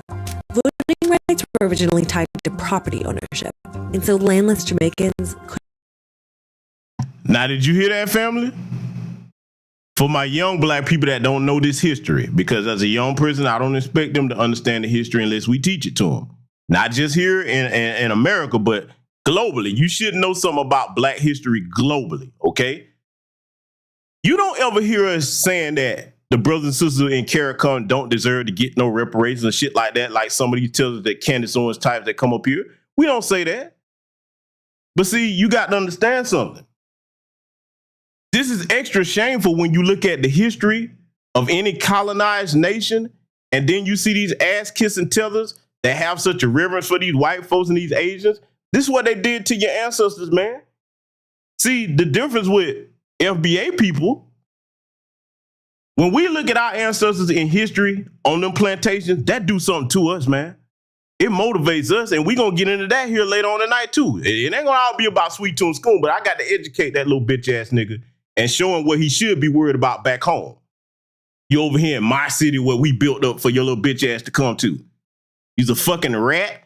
I don't respect you. You're not a man, and you should be worried about this. When you go and do something about this right here and try to make this right for the elders and the youth there, then we can go back and forth. Because like I said, I ain't got nothing to say to you after tonight. Why would I have to? I'm going to make my point in this one broadcast and be done with it. I want y'all to pay attention to this history they're talking about. Couldn't vote until 1944. It's estimated that nearly 20% of the country's population still lives in informal settlements without land titles. The moneyed class buy all the properties along the coastline. They're allowed to fence their property. Now we're in a crisis situation. It's what? Easily 35, 40 degrees today. My community that lives across from the road, less than 0.3 miles, cannot go to the beach. Tourists is monopolized. Comes off a plane, get into a bus, get onto a resort, never leave the resort. So money that would have spent in communities, no longer. It stays into multinational corporation that then leaves Jamaica. The Caribbean is the most tourism-dependent region in the world. But according to the UN, approximately 80% of all tourism dollars spent in the Caribbean end up leaving the region. This has been experienced firsthand by Shaneka Taylor, who sells souvenirs and food on the beach of one of these resorts at Cooper's Pen. Yesterday, there are 26 of them in the group. Yesterday, they take them out to shop outside of the hotel. They spent over $1,000 US getting t-shirts, clothing. So they said that they did not know about us here on the beach. They don't like tell the tourists about us because the hotel have their own gift shops. Shaneka and her fellow vendors set up makeshift stalls in front of the construction site of a new resort. But once the resort is built, they will likely have nowhere to sell. The construction already cut off local fisher folks' access to the beach. After the hotel is finished, I'm not sure what is going to take place. So we're going to have to move. And we don't know where to. We don't have a spot to put up our shops. We don't have nothing. So this is how we have to pull down. The tourism industry makes up a... See, man, I hate to hear that shit, dog. I hate to hear that, man. And I've seen it, too. I've seen it, and I hate to hear it because, see, let me tell you what I would do if I was a Jamaican multimillionaire, okay? If I know this is what my people are going through, I would make it my mission to get those of us that came up here that got successful to buy up that property, and we would set up shops for them right there on the beach and be like, ain't nobody finna run you off from here. This is how you make your living. Hey, they might not have the money to do, but I'll be like, I tell you what we'll do.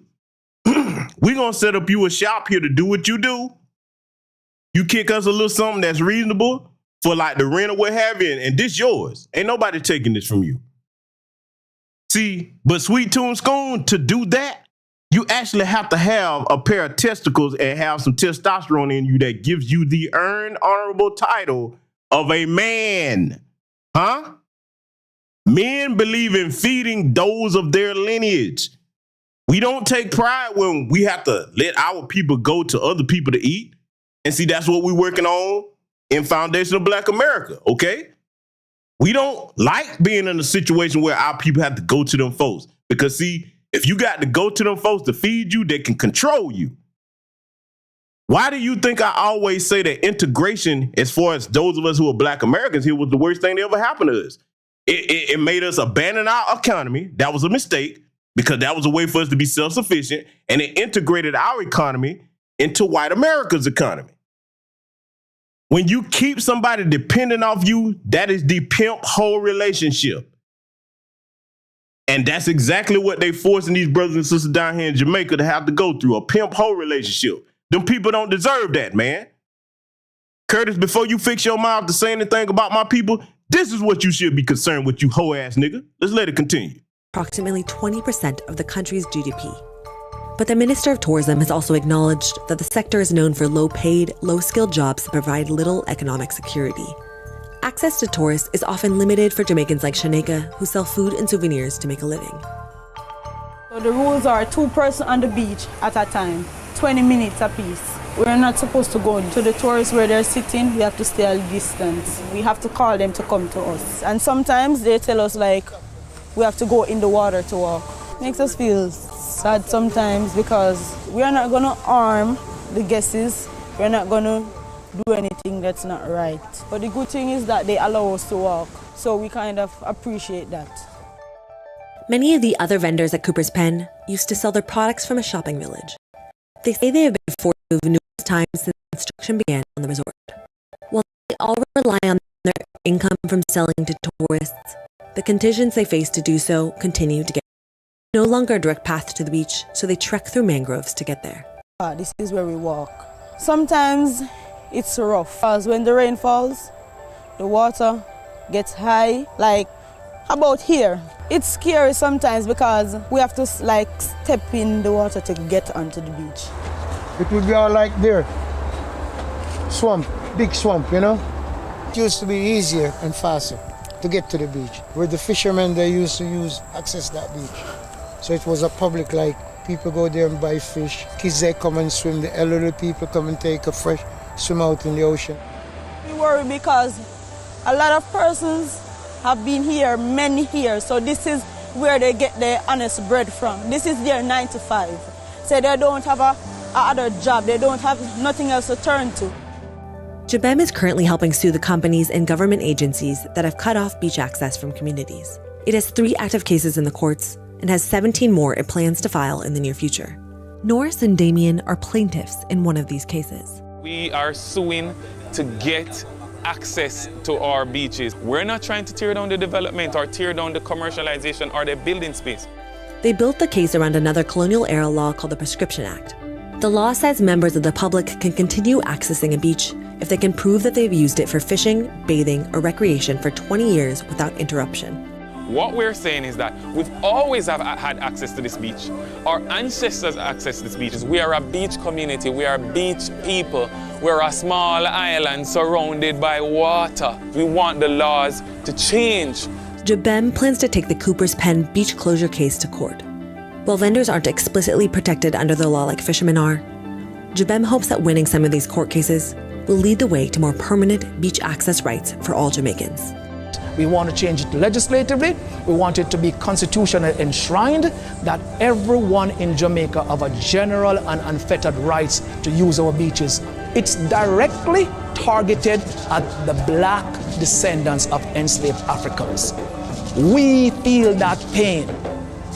And we are marginalizing 2023. We need a new model, a new framework, and we're asking for that, and we will not stop until we get that.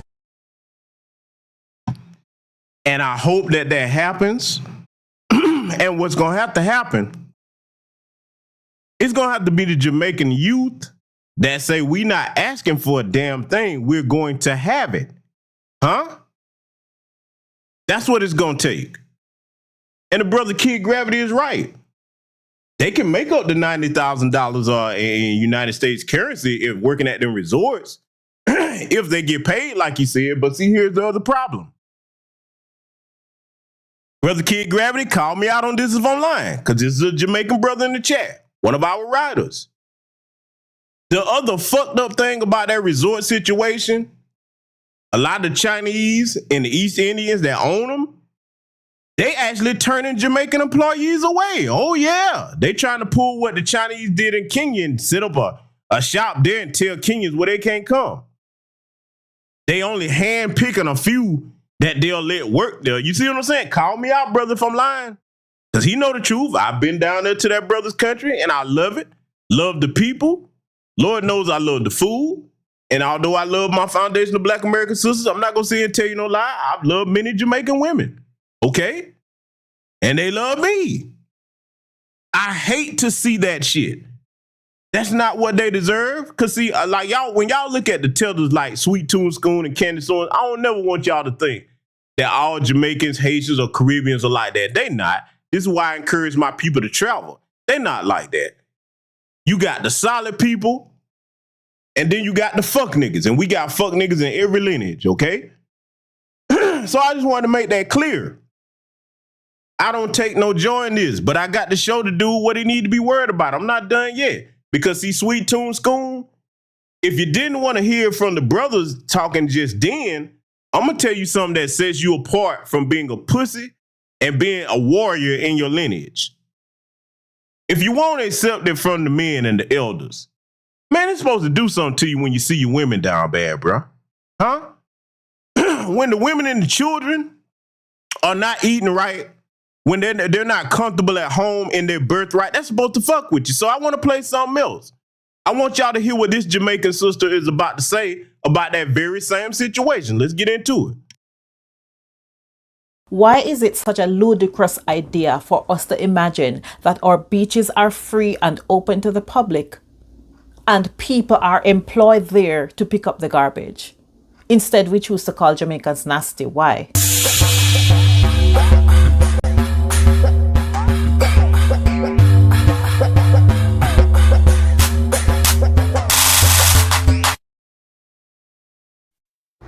The Al Jazeera documentary about access to Jamaica's beaches has reopened a can of worms, and it's obvious that there are many people who would have preferred that those doors had remained closed. After all, middle-class Jamaicans live in perpetual fear of any discourse that would disrupt their access to the elites.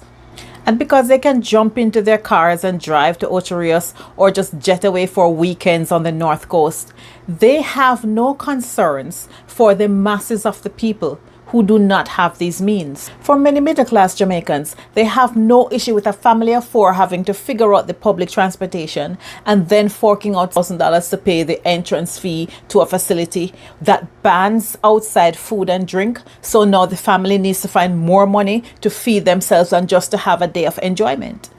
And that's why you have people like economist Damian King being completely dismissive of the fact that most Jamaicans don't have free access to our beaches. And then you have people like this individual whose tweet is seemingly mocking Jamaicans demanding access to our own resources because we supposedly can't take care of it. In fact, this talking point about Jamaicans not being able to take adequate care of the state resources has been a part of our social conditioning that began post-emancipation. Now, family, I'm going to add this to what the Jamaican sister is saying here. How many of y'all remember, because this was recent, this was like last year, about maybe 2 years ago.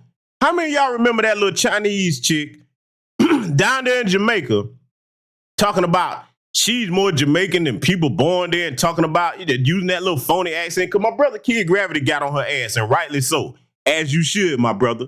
That's a rider right there. When people disrespect your heritage, your culture, you're supposed to put a foot in their ass. A cultural foot up your ass. Only thing I wish you would have did was wrap that Jamaican flag around your foot and put it up her ass that way when you went in on her. That's how you're supposed to do it. But see, that little Chinese heifer, I don't even remember her name. Kid Gravity, you probably could put it in the chat if you know it. She up there telling people that if you a Jamaican American and you ain't there with a passport, you shouldn't come back here. Just all kind of fly at the mouth shit. You don't never let nobody get fly at the mouth on your home soil like that, man. Huh? You hear what this sister's saying? They come in there telling them where they can and can't go, like I showed you, and then they actually mocking you. See, it's one thing you come there and do it, then you gonna be at home and be comfortable talking shit to me? Sweet Tune School, boy, I'm trying to tell you, boy, that little jazzy mouth you got online, you better hope, boy. You better hope you don't get caught. Cause see, I ain't gonna fuck with you. I'm gonna leave you alone. You's a hoe ass nigga, man. I'll turn your lights out just like that if you try to get physical with me. My city, though, my people, I know my people, bro. We don't do a lot of talking down here. See, that's something that a lot of people that come from up north and out west, you used to having an Oprah Winfrey talk show before shit get physical. It's not like that here. Where my Georgia folks at from all parts of Georgia, tell me if I'm lying or not. We get straight to the business. If that's where it's got to go, it ain't no Oprah Winfrey show, Wendy Williams, questionnaires being filled out, all that look. No, hey, let's just get to it. Boy, you playing a dangerous game, but see, you should be worried about what this sister's talking about. You should be worried about that.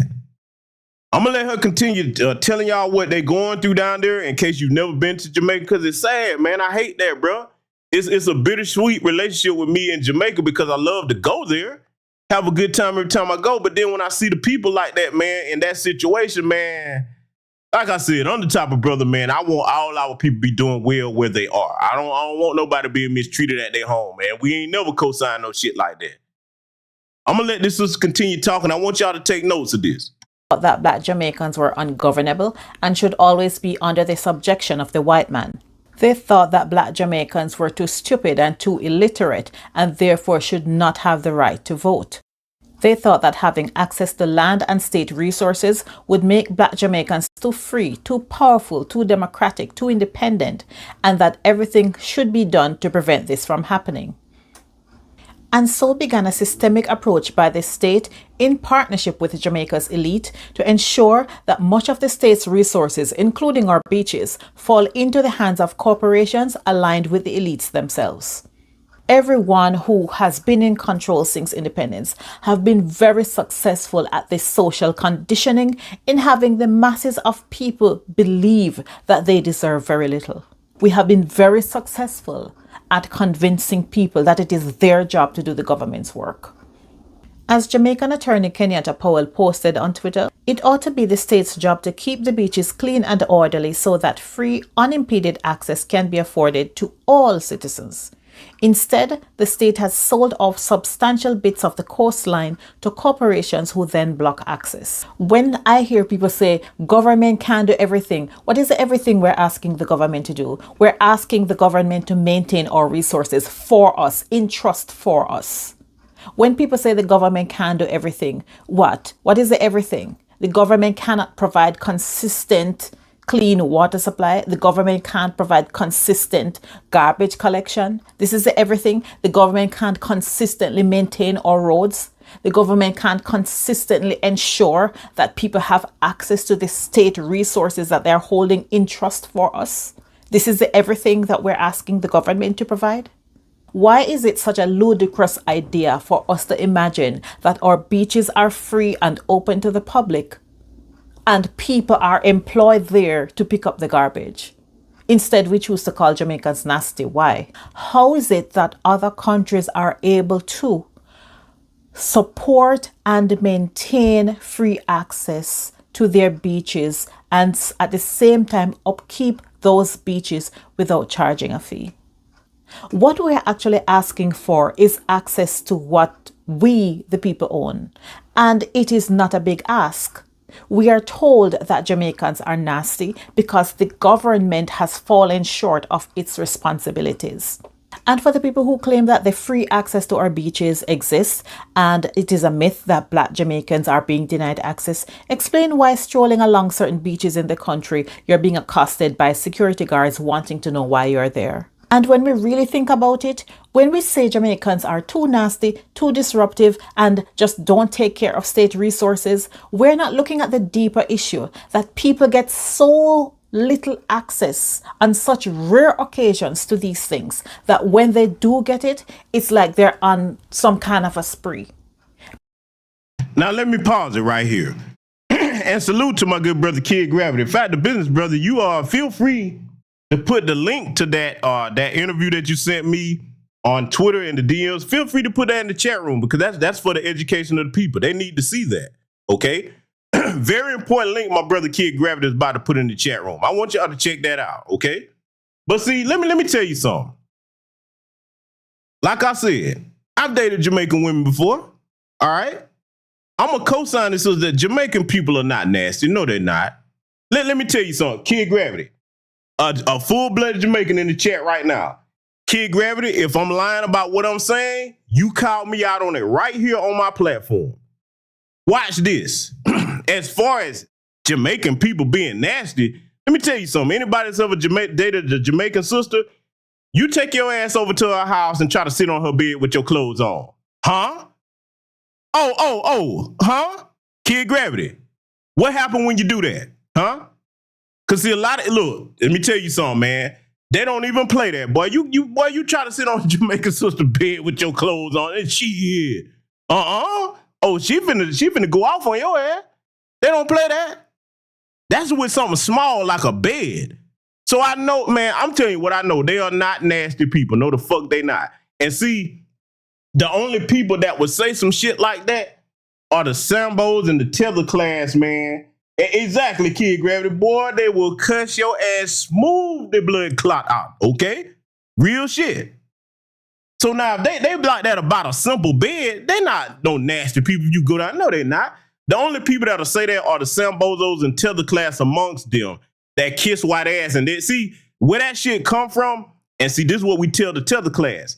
It's not foundational Black Americans that say all that fucked up shit about Caribbeans and continental Africans. It's them folks. They'll come right down there in your country and have the time of their life. You bending over backwards for them, serving them all kinds of ways. Then come right back home and talk all kind of cash shit about your country and just be making up lies.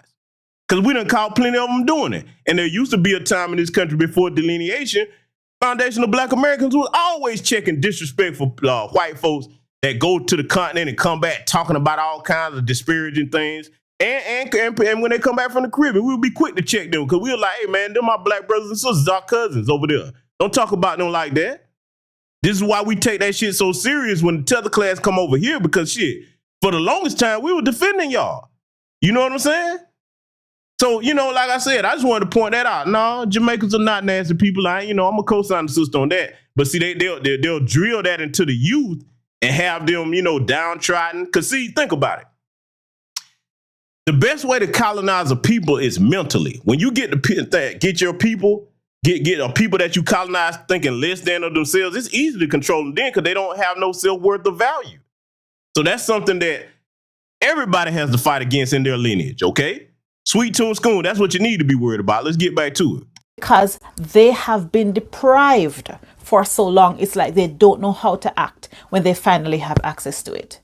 If going to the beach becomes a norm, if having access to so many of these resources is something that you can just regularly do, then perhaps people wouldn't feel like they have to go all out when they finally get access to these things. Free access to beaches is not a big ask. Free access to beaches is not asking for too much. It is a neo-colonial notion that the vast majority of Black Jamaicans are undeserving and lack the know-how or the motivation to care for and protect our resources. Lack of access is what drives people to go above and beyond on the rare occasions that they do have access to these things and to these places. And that's something that we should really think about the next time someone says Jamaicans don't know how to take care of nothing. Y'all heard it from the sister's own mouth. And she's absolutely right. You don't let nobody tell you what you can and can't do and get that mentality about what you're not capable of. But see, I'm done with old Sweet Tune Schoon here because I told you we got several things to cover here tonight. I just wanted to make sure I put my foundational Black American foot of facts all the way in his bitch ass, okay? And that's the last time I'm ever gonna mention your name, boy, because that's what you are to me. You're a boy criticizing my city where things are built by people that stay here. Everything that I just showed you earlier in this broadcast, that's what you need to be focused on. So hoe ass nigga, until you get your weight up and start fixing back home, you won't never hear me mention your bitch ass name again. Ever. Now let's deal with our lineage. Because as all of you know, that decision that came down where they denied these elders here, and shout out to the deceased veteran, Mr. Van Ellis Hughes, who lived to be 100 years old. He was a part of the United States Army. Salute to you, elder and now ancestor. Salute to you. The other two remaining survivors, Mrs. Leslie Benningfield Randall, 107. Mrs. Viola Fletcher, 107. They denied these brothers and sisters here their reparations. After all that hell they suffered, let me tell you something. I said this before and I'm going to say it again. May there be a curse upon your entire lineage for all the judges that did that. And speaking of the judges that did it, we finna put them on the screen. You know damn well I'm finna go in on this. I told you. Oh, yeah, we finna go in on this. Let me enhance this so you can see it. I want y'all to know who is responsible for denying that. Oh, yes. Let's go down the list. Let's read these judges' names. M. John Kane IV, Dustin P. Rowe. As you see, they all them folks, the Alabaster community. Yvonne Kager, or whatever, however you pronounce it. James R. Winchester, James E. Edmondson, Douglas L. Combs, Noma Gurich, Richard Darby, Dana Kuhn, or whatever her name is. Each and every one of them names that I just named, may your entire bloodline be cursed for generations with the same hell that my ancestors went through, and may their spirits haunt every moment of your sleep and your life never yield anything productive, you demonic, evil sons of bitches. You. Yes, I went there. You damn right I said it. I believe in pronouncing curses on motherfuckers that do harm to my lineage. You damn right. Yeah, I'm going there. Because, see, these elders, man, let me tell you what I'm looking at when I see this screen here. All of my great-grandparents and grandparents are gone. I don't know, didn't know Mr. Hughes Van Ellis, and I don't know Miss Leslie Benenfield Randall or Mrs. Viola Fletcher. But I see my great-grandparents and grandparents in them. See, for Foundational Black American Freedmen, and this is why that rally is so important tomorrow in D.C., these are the people that we're fighting for. Our elders and ancestors. The other thing that lights a fire in me to keep doing what I do online and offline, if that isn't enough to motivate you, let me tell you where you keep going at. For me, even though I don't have children, sometimes I just look at little black children and I think back to my childhood, which I had a blessed one. And I think back to my childhood and I stop to think, I say, you know, if we don't get this taken care of during our generations here, Gen X, Millennials, Gen Z, because that's the main ones that's going to have to carry the fight. If we don't get this taken care of, they're not going to know what it's like to experience a happy childhood. They're not. All the hell that they're dealing with in this world today. And when you look at those innocent black babies, little boys and girls' eyes, and you understand that they don't even understand that there's people out here that hate them just for being in existence. You know, I often make the quote of that racist, white Hispanic piece of dog shit, Leander Perez, that was the former governor of Louisiana. He said the best way, quote, to hate an N-word is to hate him before he exits the womb, end quote. Leander Perez. Go look that up. Get the book, Boss of the Delta. Read that from cover to cover. I guarantee you that'll motivate you to get off your ass and do something and get in this fight for your foundational Black American freedom, man or woman. See, for me, you can't let them babies down, man, because they're defenseless. They don't have anybody standing between them white supremacists that want to hate them before they get into the world and take their first breath. We are the front line in the wall between them and that evil. This is why we must get up every day and produce justice. See, let me tell you something, man. I'm going to be honest with y'all, man.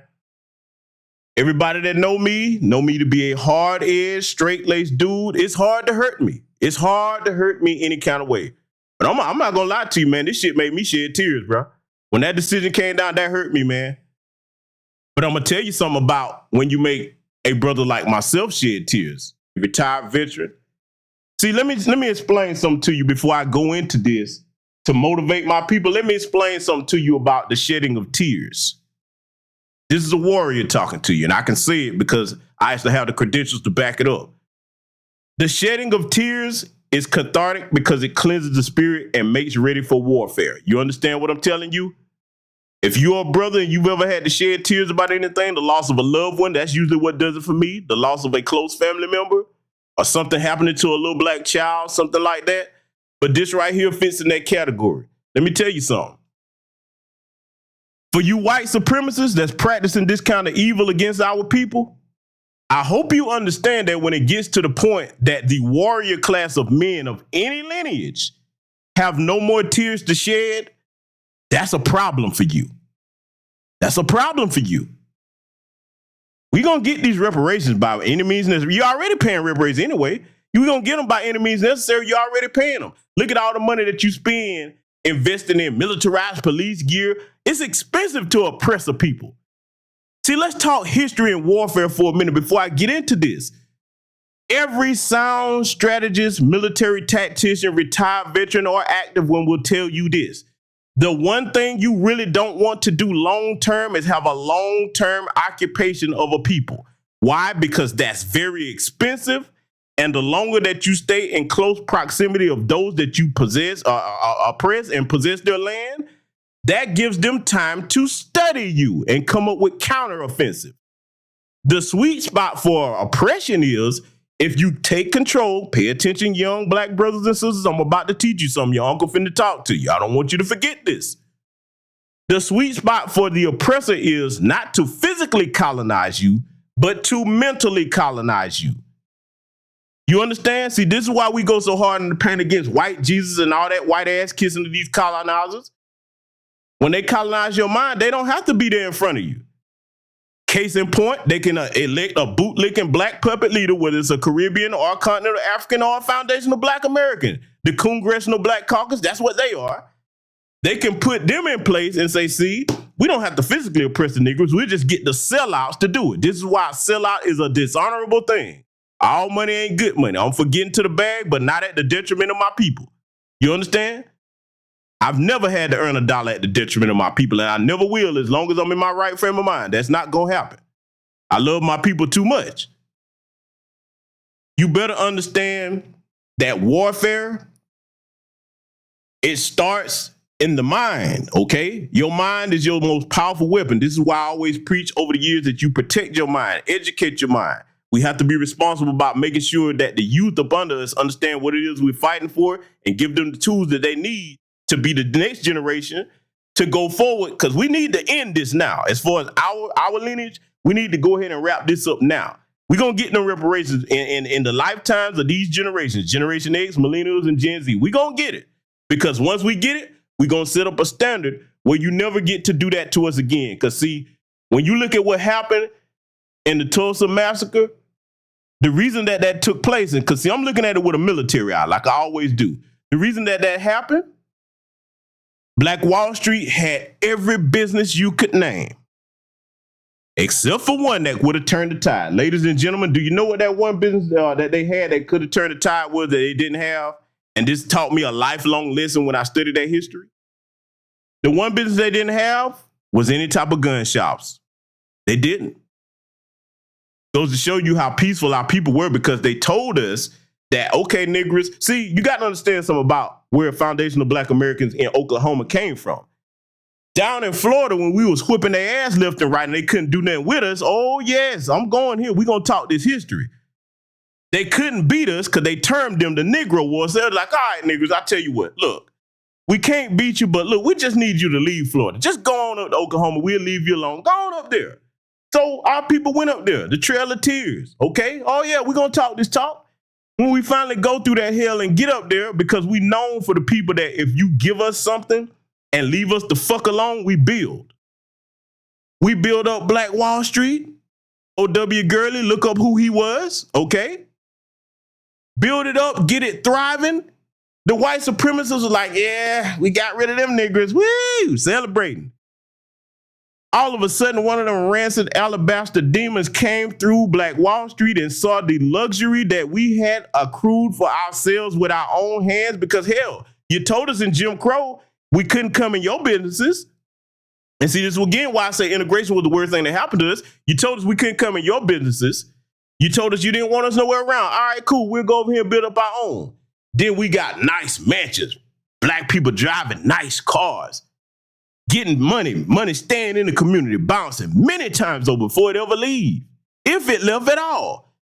Oh, when them jealous alabaster demons saw that, they're like, oh, hell no, niggers. Ain't no way in hell we gonna let this right here slide. We got to come up with a white line and burn this motherfucker down. And that's exactly what they did. That's exactly what they did. See, this is why you don't ever see me wanting to be in close proximity to these bastards. You understand? Let me tell you something. What I'm about to play for y'all, I'm going to let it play without interrupting it. Because I want y'all to hear where I'm coming from with the passion in my voice. This is why I'm going to always keep doing what I do and fight for my people, and I go wherever my people need me to be. Okay? See, I don't have no sweet tune schoon in me. My ancestors actually mean something to me. These elders on these screen, I see my grandmothers. That's what I see when I look at them. To live to be 107 years old, still fighting to get justice, and you deny them that? May your entire bloodline be cursed for that. Family, I'm going to play this, and I want y'all to take notes on this. I'm not going to even say nothing. I want y'all to listen to this, and if you're a foundational Black American freedman, this going to hit you some type of way, man. I'm going to let this play, and I want y'all to absorb this.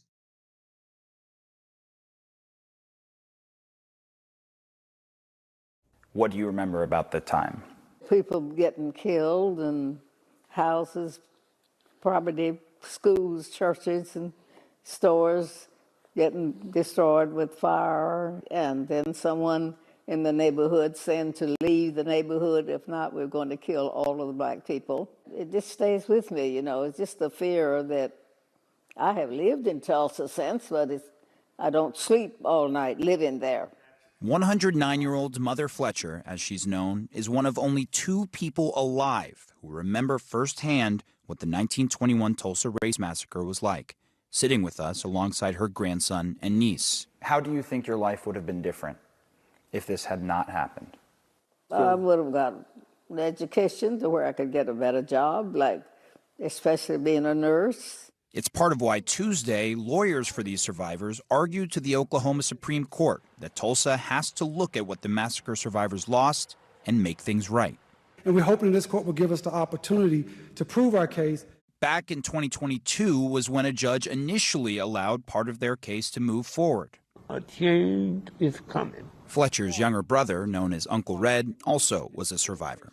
But in May 2023, on Viola Fletcher's 109th birthday, she was back in court fighting a new motion to dismiss the case. I didn't feel very nice about it, but I'm willing to do that again, you know. And she's being tested on that because a few months later, the case was dismissed. So the families appealed to the Oklahoma Supreme Court, where the defendants argued in part, these individual plaintiffs lack standing to bring a claim for public nuisance. Now a new chance for the survivors. Yep. But Uncle Red died before he got that chance. He passed away in October 2023 at 102 years old. His daughter is carrying on his fight, but the direct ties to what happened in Tulsa are quickly shrinking. This now replica home represents really the only home built in the 1920s still standing. It was actually built in 1926 after the original owner's first home burned down in the 1921 Race Massacre. It really represents what life was actually like for many of those living in this community at the time. The community did rebuild after the 1921 massacre, and then this highway, built right through the heart of the district as part of federal highway acts in the 60s, dealt it a final blow. The highway separated the business district from traffic flow, from access. What does this highway represent to you? The second destruction of Black Wall Street. It adds up to about a century lost for families trying to do what families are supposed to do, give the next generation a solid head start.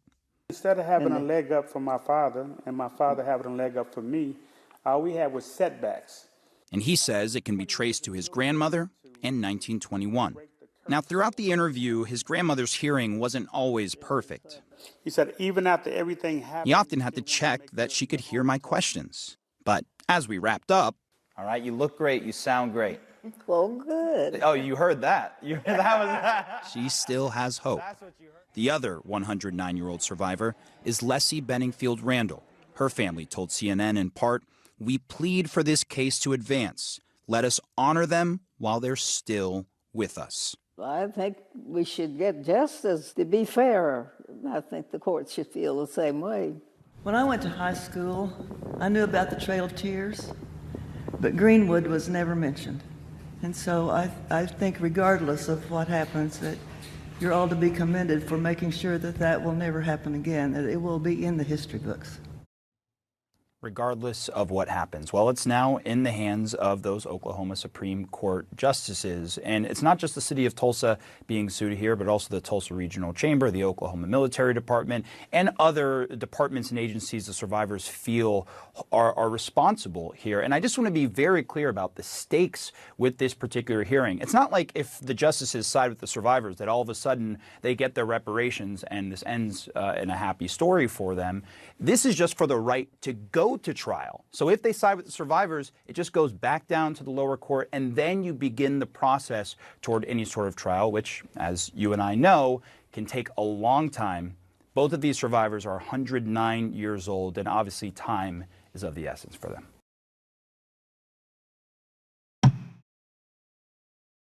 Now, family, it's everything in me to keep myself composed as I give this commentary on what you just heard and saw. Because, see, I'm someone that got to know his great-grandparents on both sides of the family. And I honor and cherish them because Lord knows they showed me nothing but the utmost love and care. I can remember times where I was sick and they helped nurse me back to health, help my mother get me back on my feet, okay, if I was sick. And all of us that have had memories with our grandparents who are foundational Black American freedmen, I know you can relate to this. How many of you can relate to eating your grandparents' cooking, huh? How many of y'all can relate to that? I can. I know many of you in this chat room of my lineage can. Let me tell you something, man. To know the history as well as I do of what happened to Black Wall Street, one of two cities and others where they actually dropped bombs on our people, Black Americans, citizens of this country. That was the first time they did that. You fast forward to the Moon bombing, they did it again. See, these are the things that we're fighting for. These are the things that should drive us as foundational Black American freedmen to continue this fight for reparations because, see, unlike others, we're not letting this shit go. I'm not letting it go. Them damn demons sitting up there waiting on them elders to die. See, this is exactly why, white America, you get into certain things done to you that you see happening. Them birth rates steady go. Because, see, let me say something. This isn't even about what I think or my opinion. The Almighty, the Most High, whether you believe in him or not, has a way of correcting things that are not going as they should with the natural order of things. Evil is not a natural part of life. It's not. You've had long enough to produce justice, so hey, now you on the chopping block of history. The Most High said, you know what? Hey, well, maybe y'all just don't need to be here like that. Let's just go ahead and just curse you with infertility in your men and your women worldwide, and we'll just go ahead and correct this mistake. We'll keep the planet going without you. That's where you headed, and you deserve it. You deserve it for that evil that you just did right there, and you've continued to do nationwide. But see, family, I'm going to show you something else. Oh, I'm going to show you something else. Because, see, if that didn't get to you, what I'm about to show you is going to get to you. And this is exactly why we don't talk that black and brown bullshit. There's no black and anything. And see, this is why we going to let these politicians know that if you come to us talking about black and anything else, we're not going to give you our support. In fact, we're going to do everything we can to get your ass out of office. See, this is where if you're going to vote, especially locally, this is where it pays to be registered to vote, especially as a younger person. Because, see, that's the only reason that the older generation that are Sambos, the ones that it applies to, have been in power. You know, your Clyburns, the only reason they stay in power is because a lot of the elder generation will go out there and vote to keep them bootlicks in office. Let me tell you young black people something about local politics. The couch is one option, and there's a time to be on the couch. But if you really want to get power and make some changes and get justice produced for elders like that, you got to mobilize a vote, because there's more young black people in this country than there are older black people. And every 2 years, the Democrats lose more of that base that are the older people that keep them in power. Every 2 years. Get registered to vote, and you get the Clyburns out of office. Because there's more than one Jim Clyburn nationwide. You get registered to vote and come out in numbers and say, okay, player, you don't want to do nothing for us? We're going to get you up out of here. Because, see, I'm all about solutions over here. I'm finna give you one. If you're a young black person or any black person in this country, y'all know what I'm finna put in the chat. I'm finna give you 2 resources, and I'm about to show you something. The first one I'm going to put in here, you should be familiar with this, because, see, when it comes to producing justice, you got to make sure that the money is being followed, okay? I'm going to put this in the chat 3 times, foreignassistance.gov. I want you to keep up with the math because, see, math, when you get ready to handle business, you can't do business without talking math, okay? I'm going to put foreignassistance.gov. I want you to go in there for those of you young black people that don't know. That shows you where all our nation's tax dollars are being sent. Basically, it's public bribe money to keep the bootlegs abroad in office, okay? That's what that site will show you. You can go back through the years and look at different countries and see where our American taxpayer dollars are going when they get to telling us, foundational Black American freedmen, what they can't afford. But see, I'm going to show you something else. See, I'm all about solutions over here. I'm finna give you another tool to check out. Oh, yeah, we're finna give you some solutions and show you what you're supposed to do about these things. Because it's one thing to bring them to your attention. It's another to show you what you're supposed to do to deal with this type of injustice, okay? Because I am furious as I talk to you on this microphone, but I'm doing everything I can to compose myself to get this information out. What you're looking at on your screen is opensecrets.org. Oh, yes, this is a very useful tool as far as following the money, ladies and gentlemen. I'm going to put this link into the chat, and I want y'all to bookmark this. I don't care where you from. If you're a foundational Black American freedman that care about producing justice, this link that I'm putting in here with the label Follow the Money, I'm going to put it in here 3 times. It goes to opensecrets.org. Now, why is this site so important? Because you can not only track who's funding the bootlicking politicians in either party, like your James Clyburns, your Jim Clyburns, Jim Crow Joe Bojangles, whatever you want to call him. You can also track this. This is a big one right here. You can track who's donating to them from these foreign political action committees. See, if you're looking at this inflation and where America is right now, it's not that way by accident. These sellout politicians in both parties, go look who they're taking their money from. Look over there on the right-hand side of the screen. Okay, you got a total just in this assessment alone, because you can look at it by years and by different nations. No foreign power should be able to give money to our governments to lobby for a goddamn thing over an American citizen. Huh? Why you think this country look the way it look? Jim Crow Joe Biden is senile as hell, and he done sold out. Him and some Republicans involved too. So let's look at this. To the Democrats, for a total of $13,622,214, the Democrats have got $5,566,669 of them dollars, and the Republicans have gotten $7,964,545 of them dollars.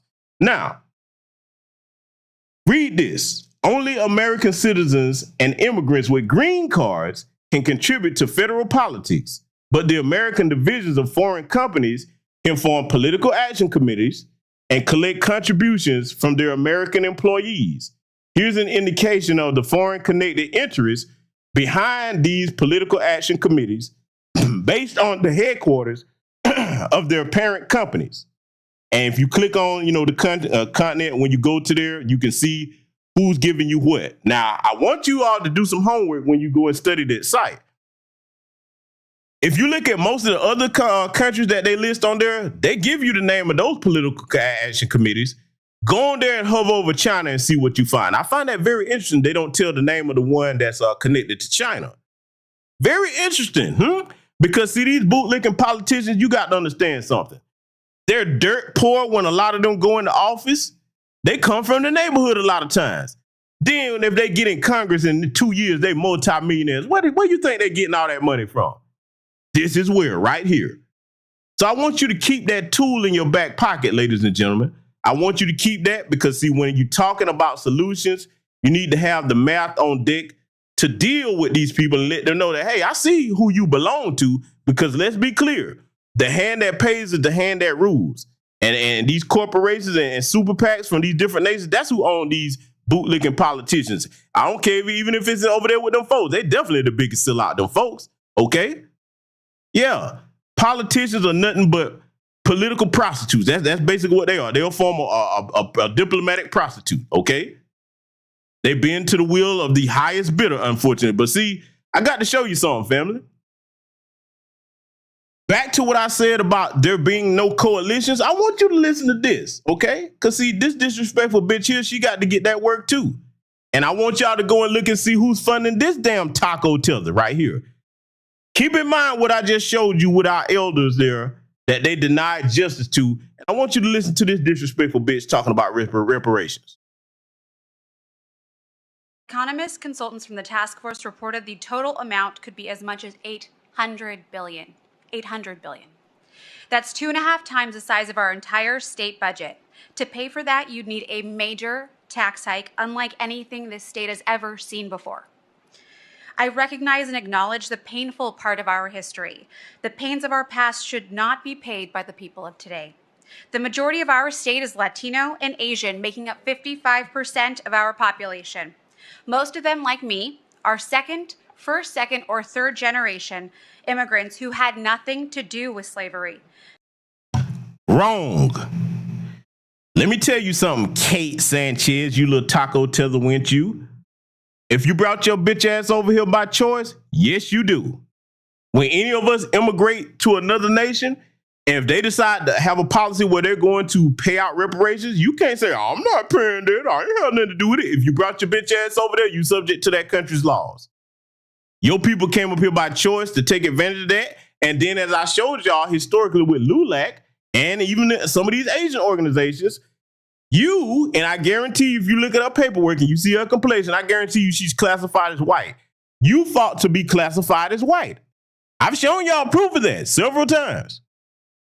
And they hadn't fought to not be classified that way. The only way they come into that brown or people of color crap is when it's politically convenient. You get your disrespectful ass over here on the land of my ancestors talking about what we shouldn't get and what we shouldn't have. Let me tell you something. California, even though on paper it didn't have slavery, if you know the history of that, they had it going under the table. So yes, they do owe for that. See, this is where knowing your history, young brothers and sisters, comes into play at. Because they'll tell you shit like this and they'll get their tether buffer classes to put that lie out in front of you. And if you don't know the truth, you'll be like, well, they do got a point. California wasn't a slave state. Oh no, yes the fuck it was. Yes the fuck it was. You're going to pay these reparations. We're not going to take our foot off your necks until you do. And see, Kate Sanchez, you really don't have a leg to stand on. You're an immigrant. You don't really belong over here, to be honest with you. See, look, this goes to show you the insanity of white supremacy. They bring that white adjacent tether class over here, the white Hispanics, the Asians, the East Indians, the Arabs, classify them as white to use them as a buffer class group. But where it comes to bite them in the ass at, like you see the Ilhan Omar is getting talking about she's advocating for Somalians. I bet you in America now in a government office talking about you gonna advocate for Somalis over anybody. See, that's the insanity of white supremacy. If they had any sense, they wouldn't let no foreign-born person be in no government office here. And yeah, I said it. I don't give a fuck who get offended. If you are not born on this soil, like you shouldn't be in no office here like that. And look, I'm going to really make them mad now. I'm going to extend it to even if you were anchor baby over here. This is why that goddamn 14th Amendment need to go. You still shouldn't be able to be in politics. We never would have had a Barack Obama if that would have been the case. You know what I'm saying? Yeah, I'm going there with it. Because, see, let me tell you why I say that. You hadn't put anything into the building of America for you to be in authority over disseminating anything that go to our people here. Yeah, I said it.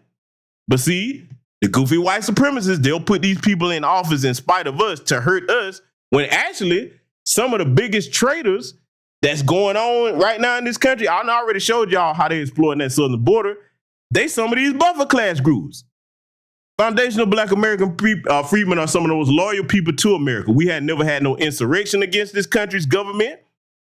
We done fought in every war this country done ever had. But yet you treat us like we're the threat. Huh? I've covered several stories on this channel over the years to show you how them folks that they try to use as a buffer class group, they are the least patriotic people over here. Because they're a bunch of fleeing flea bags, okay? How you gonna have respect for a nation you didn't build up when you fled from your homeland? Yeah, I'm going there. So no, bitch, you gonna pay what you owe. You should have told your people to think about that if you didn't want to have a hand in paying reparations. What you come here eating off my people back for? We going in your pockets too. Let's let it continue. Discrimination, Jim Crow laws, nothing. It is fundamentally unfair to force these people to pay for this, and because of that, I will be opposing today.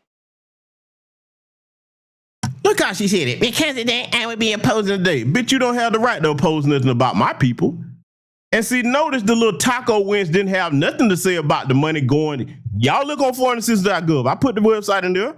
Y'all go and look and see. She ain't say nothing about Ukraine. She didn't say nothing about all these illegal aliens coming over here being funded because hell, that's her people, immigrants. They ain't really supposed to be over here any goddamn way. Yeah, I said it that way. I said it. You don't belong over here. That's right. I'm not the apologetic guy. I don't do the political correct bullshit. You disrespectful ass, you little ankle baby. You shouldn't be here. Okay. And got the nerve to sit your ass up there talking about what my people don't deserve, that made a way for your funky ass to come over here and then side with our oppressors. You can go straight to hell with gasoline draws on. Yeah. When I look at them elders that are denied justice and you sitting up here speaking against that, see, let me tell you where I stand with it. If you a person of my lineage, foundational Black American freedmen, you damn sure better not come to me talking about what's going on over there with the Israeli-Palestinian conflict. Have you lost your goddamn mind? When they denying our elders that are centenarians over here the justice that they rightly deserve, that they lived through, 107 years old, 109, I think they said. And then you heard the sister to give you who are younger than that the courage to keep fighting. You heard that elder say, I didn't like the outcome, but I'm willing to go back if that's what it takes. God damn it, if an elder got that kind of conviction, how can I not? You understand me? There's no way that I'm going to give up when that woman has lived to be 100+ years old and still fighting. God damn it, I don't have the right to give up. So I ain't trying to hear nobody talking about what we not going to get and, oh, we should have expected this. You can fuck you in everything you stand for. As a man, I would be ashamed to see my elders, a woman, having that type of strength and conviction to keep fighting. See, we have a mighty lineage of women as far as foundational Black American freedmen are concerned. That's the stock we produce right there with that elder. And one thing I promise, if this sister happens to leave here before we get this accomplished, and it could happen sadly and unfortunately, I will not relent in the fight for us to get what we are due. I will not relent. That's where I stand on that issue. It's a new era for you disrespectful motherfuckers that's over here that's not supposed to be. We're not playing that game no more with none of you. You're going to get some act right over here if you're going to be here. But see, I just wanted to go ahead and deal with that. And I got another issue to deal with. And as far as I know, this disrespectful bastard is one of us, but hey, he's a disrespectful motherfucker nonetheless. I told you we were going to be doing a full court press over here. I know y'all. But I'm like, damn, when he gonna get to the rest of the topics? But we here now. Let me make sure y'all can see this because y'all know who this little cornball is on the screen. Now let me go ahead and go in because see, for those of you that are not familiar with the Charleston White conversation, you can catch that broadcast on my Rumble and Patreon channel. I told you why I don't respect this son of a bitch here. See, it's one thing when you call out the things in the community that's wrong. Okay, we supposed to do that. It's another thing when you're doing it for clout and you're doing it in bad faith. You know how you can tell somebody's doing it in bad faith? They don't have no type of solution. See, everything that I criticize my community about, if you say, well, GBS, what's the solution? Even if mine isn't the solution or it's not the best one, I got one, damn it. I can show you where I do work every day to try to do something about the things that's wrong in the community. I can do that. Huh? Unlike Sweet Tune Schoon, but what you doing for your people? I ain't gonna even get back on that hoe ass nigga. We gonna deal with this hoe ass nigga because as you see, what proud foundational Black American freedman man, and I think he is of our lineage. I would love to check that out to verify it. Which one of us is gonna put on a goddamn Confederate hat and a flag? I don't give a fuck. See, let me go ahead and squash this shit for his little ass kissing fan base. He playing a role. It's a character, motherfucker. What character you gonna play with this? Do you know what them colors meant for our ancestors? A lot of time that was the last thing they ever saw. I'm not playing no fucking character playing with the pain and deaths of my ancestors. This son of a bitch can go straight to hell. And I already showed you how he was talking about how he admitted that he raped women. Huh? Oh yeah, I don't did a deep dive on that. You go and check out my Patreon broadcast, the Charleston White conversation. Well, I gave you every reason why you shouldn't support that son of a bitch if you're a proud Black man with some type of integrity to you. But see, this disrespectful shit right here, we're gonna get into this. Now, y'all know me on this channel. I am not a man that's a fan of the hood rat degenerate culture, but goddamn it, one thing I do have is class enough not to mock the dead. Okay, yeah, that might surprise y'all. Let me make it clear. I don't wish no death on Glorilla, Sukihana, or Sexy Red. I don't. I dislike them sisters' ways. I hate their ways. I don't hate them as human beings enough to wish death on them or mock them if something was to happen to them, heaven forbid. If I had a conversation with them sisters and had a chance to talk to them, I would talk to them with some respect, but I would say, hey, sister, look, after you get enough coins, man, let's do something else for the young women that's looking up to you, okay? It's one thing to get in there and say, okay, look, I had to do this to get my weight up, but don't stay that way. Have some pride in yourself as a black woman, man. Let me read you what this disrespectful son of a bitch said. Let me enhance it, because I want y'all to see why Charleston White, who only criticizes in bad faith, will never have my respect. Let me read this to you. I'm going to make sure y'all can see this. Let me know in the chat if you can see this post okay. Give me a black fist or a thumbs up if you can see it. And if not, we'll get it adjusted where you can see it, okay? Let me know if everybody can see this okay. Because, see, we're going to read this together, and I dare somebody to criticize me where I'm finna go with this, okay? So everybody can see it. Good, good. I'm glad everybody can see it. Everybody can hear me okay as well, because, yeah, they're gonna fuck with this broadcast. See, the truth hurt over here. I done told you, I'm not the nice guy in New Black Media. I'm the guy that be like, okay, you're disrespectful. Let me go ahead and get this truth axe and go ahead and aim at your head with it. So here's the deal. This is Charleston White. Now, let's read what he said. This young lady is from my city. I'm very familiar with her rap success, and it wasn't a success. I mentioned her situation years ago.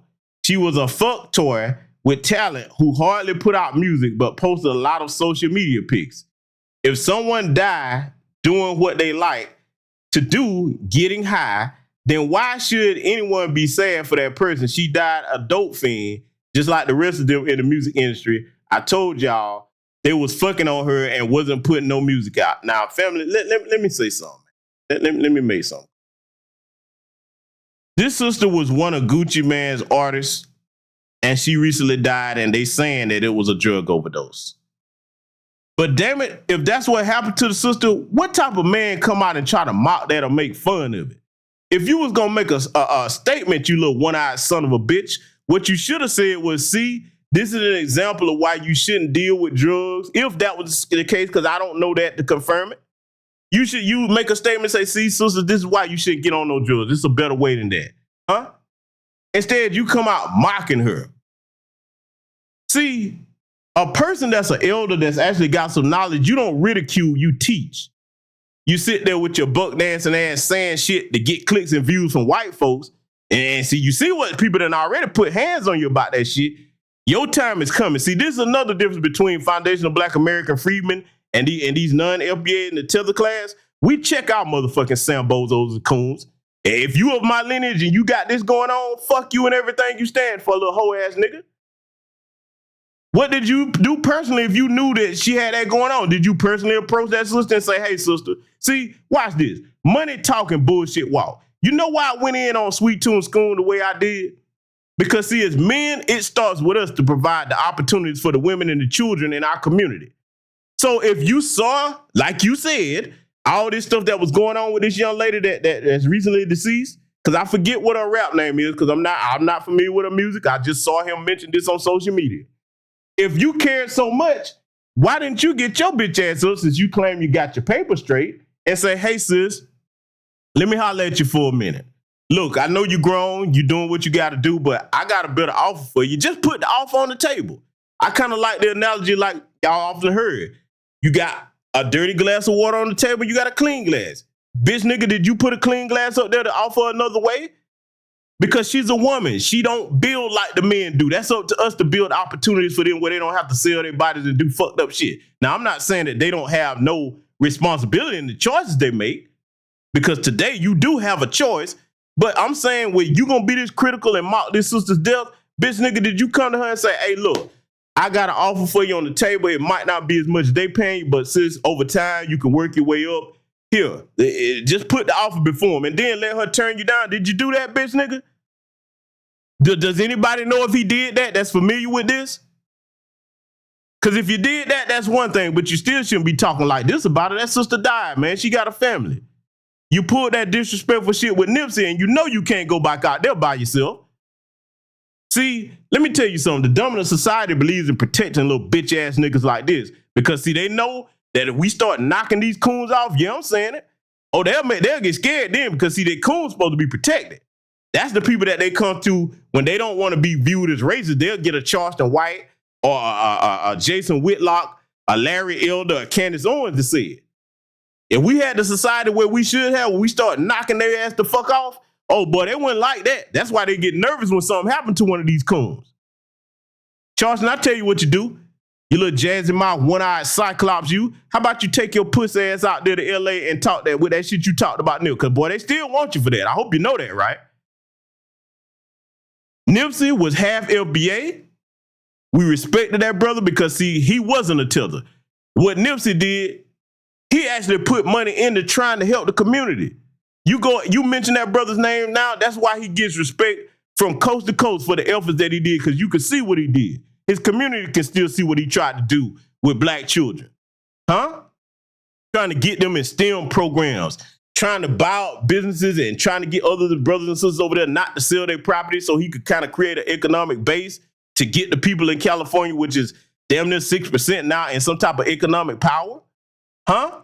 That's why Nipsey is referred to as King Nip amongst us. He wasn't no damn tether. So I don't give a fuck if you're my lineage or not. If your criticism of the black community outweigh your contributions to it, you can shut the fuck up as far as I'm concerned. But your time coming, Charleston. Your time coming. And when it comes, you will have earned everything that's meted out to you. So I just wanted to go ahead and get that out of the way, because that's one of the topics that we had to cover. But we're not done yet, ladies and gentlemen. Oh, yeah, we getting close to wrapping it up. We got one more piece of business to take care of here tonight. As I told you, when I say full court press, I go all the way in. I want y'all to listen to this because, see, this is a statement that I'm going to make clear that has been brought to my attention. A lot of people are speaking on it. I'm going to let this play, and then I'm going to say what needs to be said about it.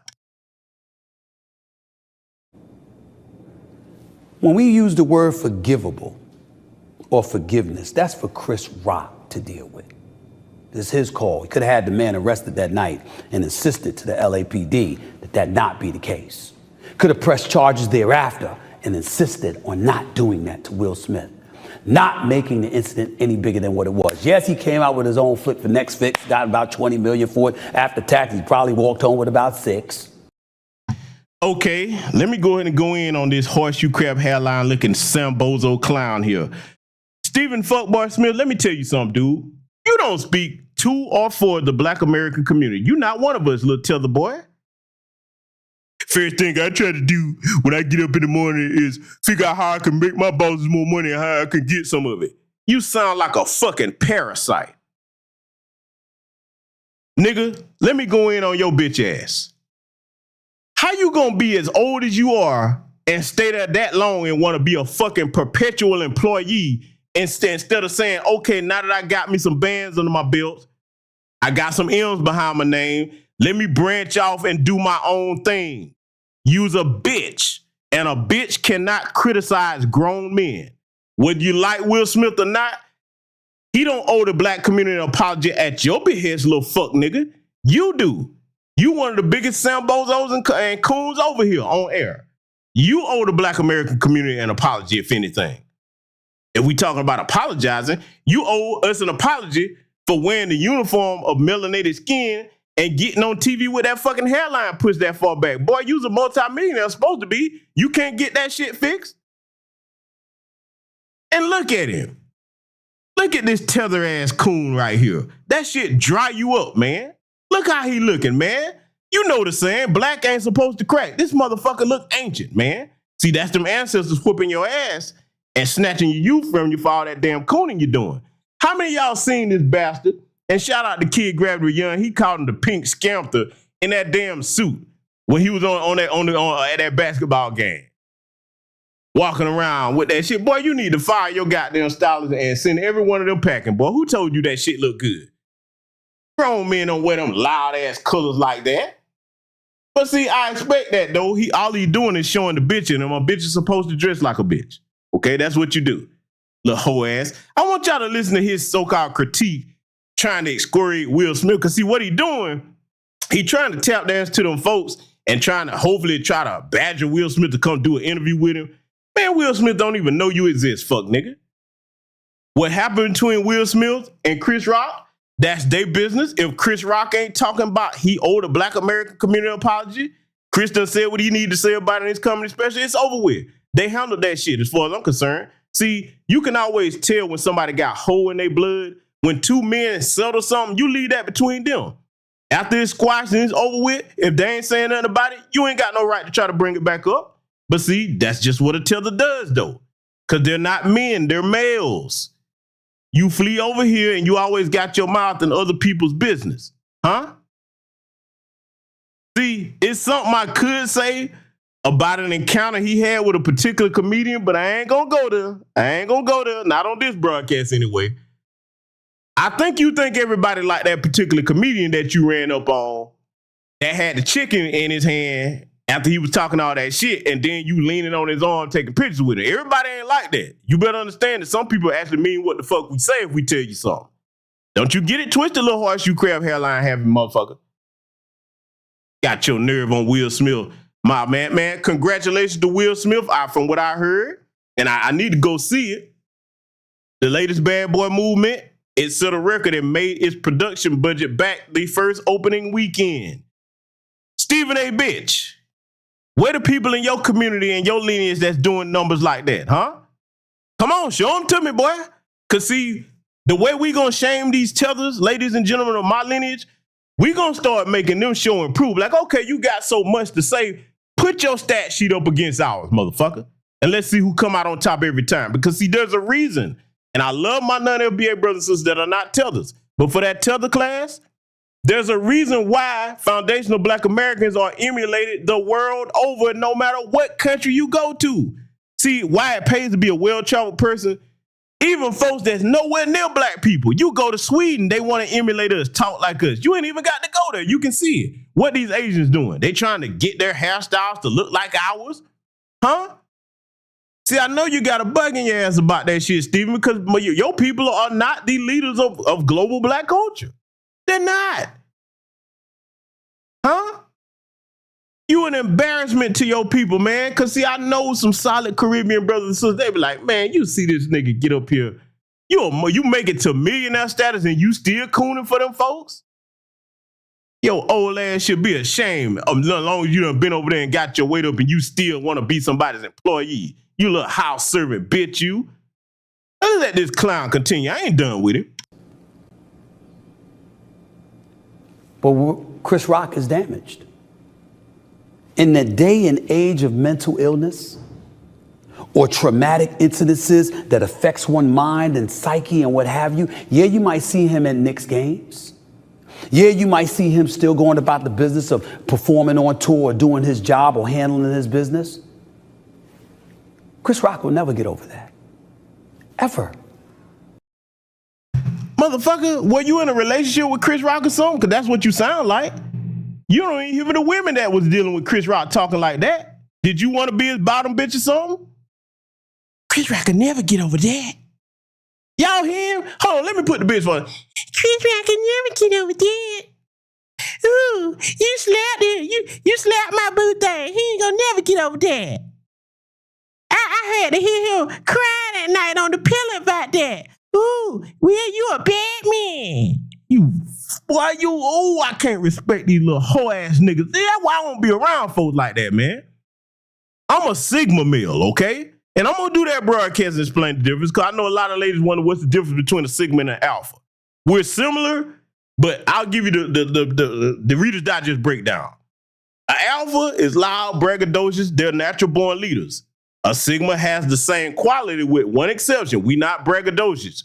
We can get the same job done. We're about leadership, but we're not about showing off and bragging. We believe in letting our actions speak louder than our words. And the other thing about a Sigma, we don't have the arrogance of an Alpha. This is why oftentimes we'll clash, because that Alpha male knows you're not going to run over no Sigma. We don't bow to nobody. We'll work with you. We can be cool, but you're going to have to respect us. Trust me, I'm going to get that broadcast going. I'm probably going to put it on Patreon. I don't know. I'm debating on whether I should do it on the main channel or here, but that's coming. I know a lot of sisters don't understand what the difference is. We're going to get into that. But as far as this hoe right here, this is a bottom bitch beta male, okay? That's what I'm calling him. A bottom bitch beta male. You sit up here and you make all this fuss about Will Smith slapping Chris Rock, But whole ass nigga, your pet, your master, because you a pet to Dana White. Oh, see, I'm getting choked up just talking about this whole nigga. Let me get a swig of water here. 1 second, cause I'm finna light his ass up. You sit here and you give your master, since you the pet of Dana White, you give him a pass talking about where y'all heard him making all them excuses for Dana White. Why weren't you telling Dana White he need to apologize to the white American community? You didn't do that, you little horseshoe crab hairline having bitch. Or a scare line. I can't even call that a hairline. That's a damn scare line sitting on your head. See, before I let this play, ladies, let me ask you a question. If Stephen A. Smith walked up to you with this damn hairline, how many of y'all would actually be interested in going out with this nigga or talking to him? I'm asking the ladies in the chat. Sisters, if you would date Stephen A. Smith, let me know.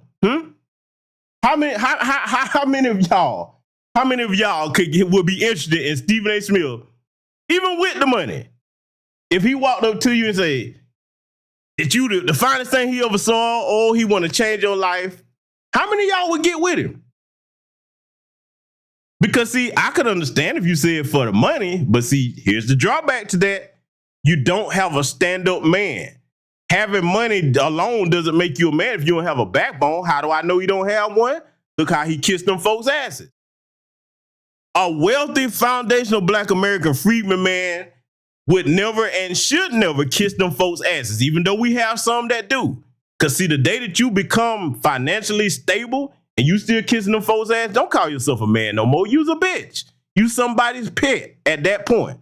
Because see, once you get your money right, you know what you're supposed to transition into? You're supposed to transition into from employee to boss, okay? A bitch can't do that. And when I say bitch, I'm not just talking about women. It's ambidextrous over here. I apply bitchcraft to the males and I apply it to the females when it's necessary. He's practicing blatant violation bitchcraft. You have no right to talk about what Will Smith should do or shouldn't do, and you damn sure don't dictate to Black America what we need to be having him do. See, it's these fuck niggas like this that they put on TV that have them speaking for us. We got to make it clear that you don't speak for us or to us. You got to earn that right, and you have not earned it. You are a certified permanent bitch emeritus by way of your own actions, not by anything I said. You made the statement, first thing I do when I get up in the morning is try to make my boss money and see how I can get some of it. You sound like a modern day slave, you embarrassing bastard. Let's let this continue.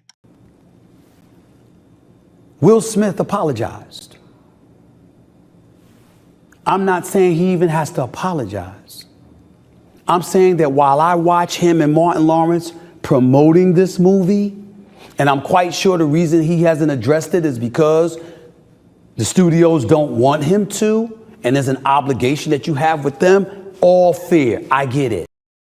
Shut up. You don't get nothing. Martin Lawrence is a grown-ass man, and he know to stay out of other grown men's business. That's why he ain't mentioning it, you hoe-ass nigga. See, you'll never understand men because you're not cut from the cloth that we cut from.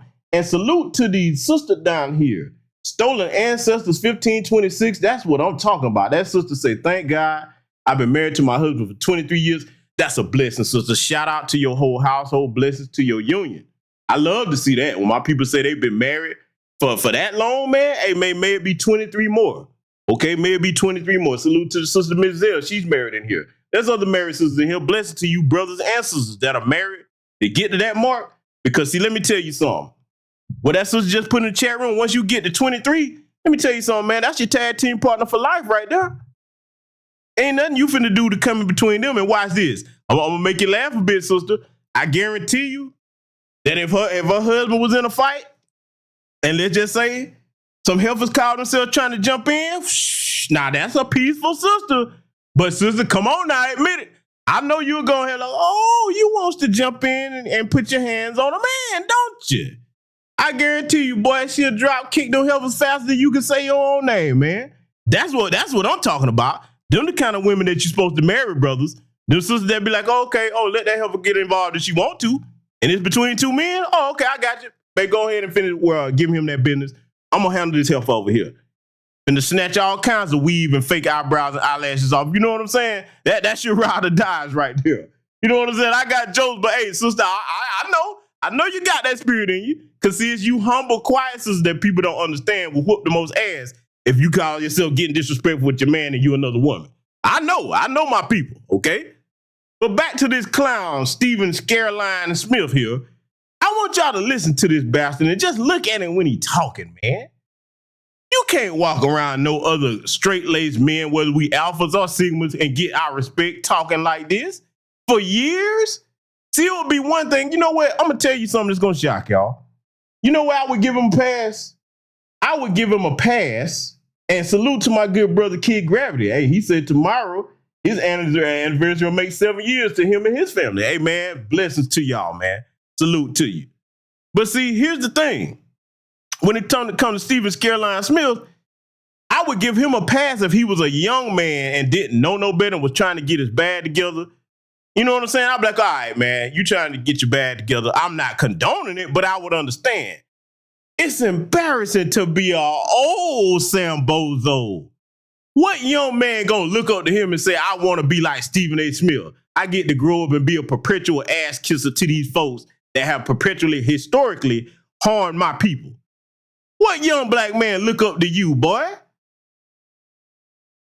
Ridiculous, man. Let's let this clown continue.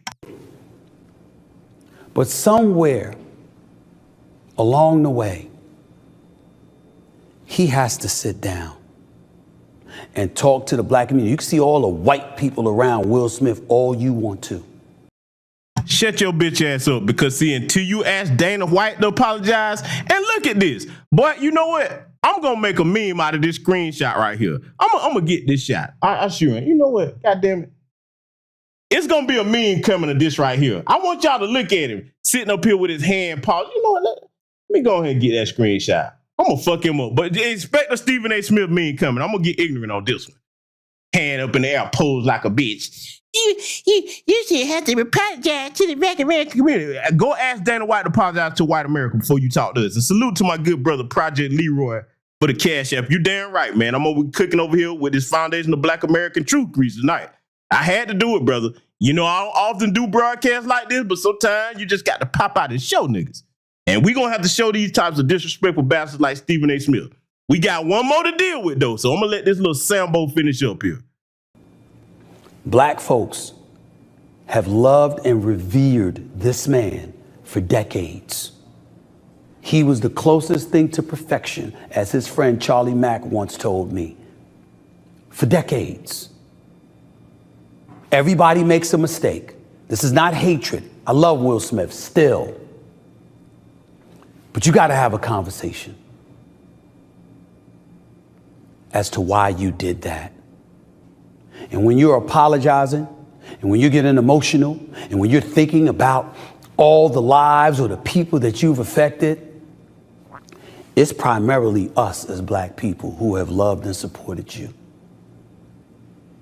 and watched you go on an international stage and slap one of us in the face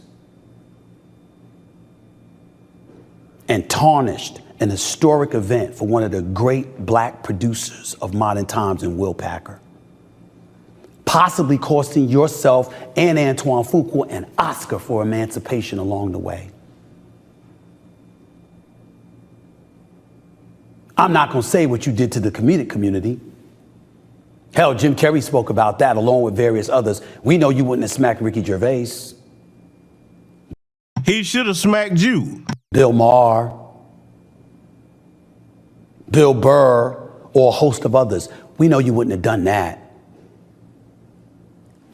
No apology necessary. I'm just saying, a lot of folks ain't get over that. A lot of folks find it hard to just go to the movies to watch you. I'm one of those people. And I never missed a Will Smith movie. Hitch, Concussion, all the Bad Boys movie, from the first one to Y'all with Gabrielle Union, who, by the way, should have been in 3 and 4, by the way. Along with a host of other things. I Am Legend, Independence Day, Men in Black, 1, 2, and 3. Will Smith, you're phenomenal. Phenomenal talent, phenomenal actor, phenomenal individual. You lost your way one night. We need to hear that from you. I'm sorry.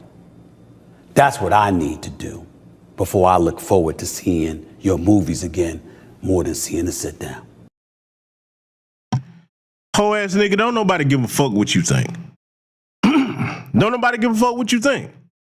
I should have put the Freddy Krueger meme back up here for that. I should have did it. I took it down. I should have put it back up here. Nobody gives a fuck what you think.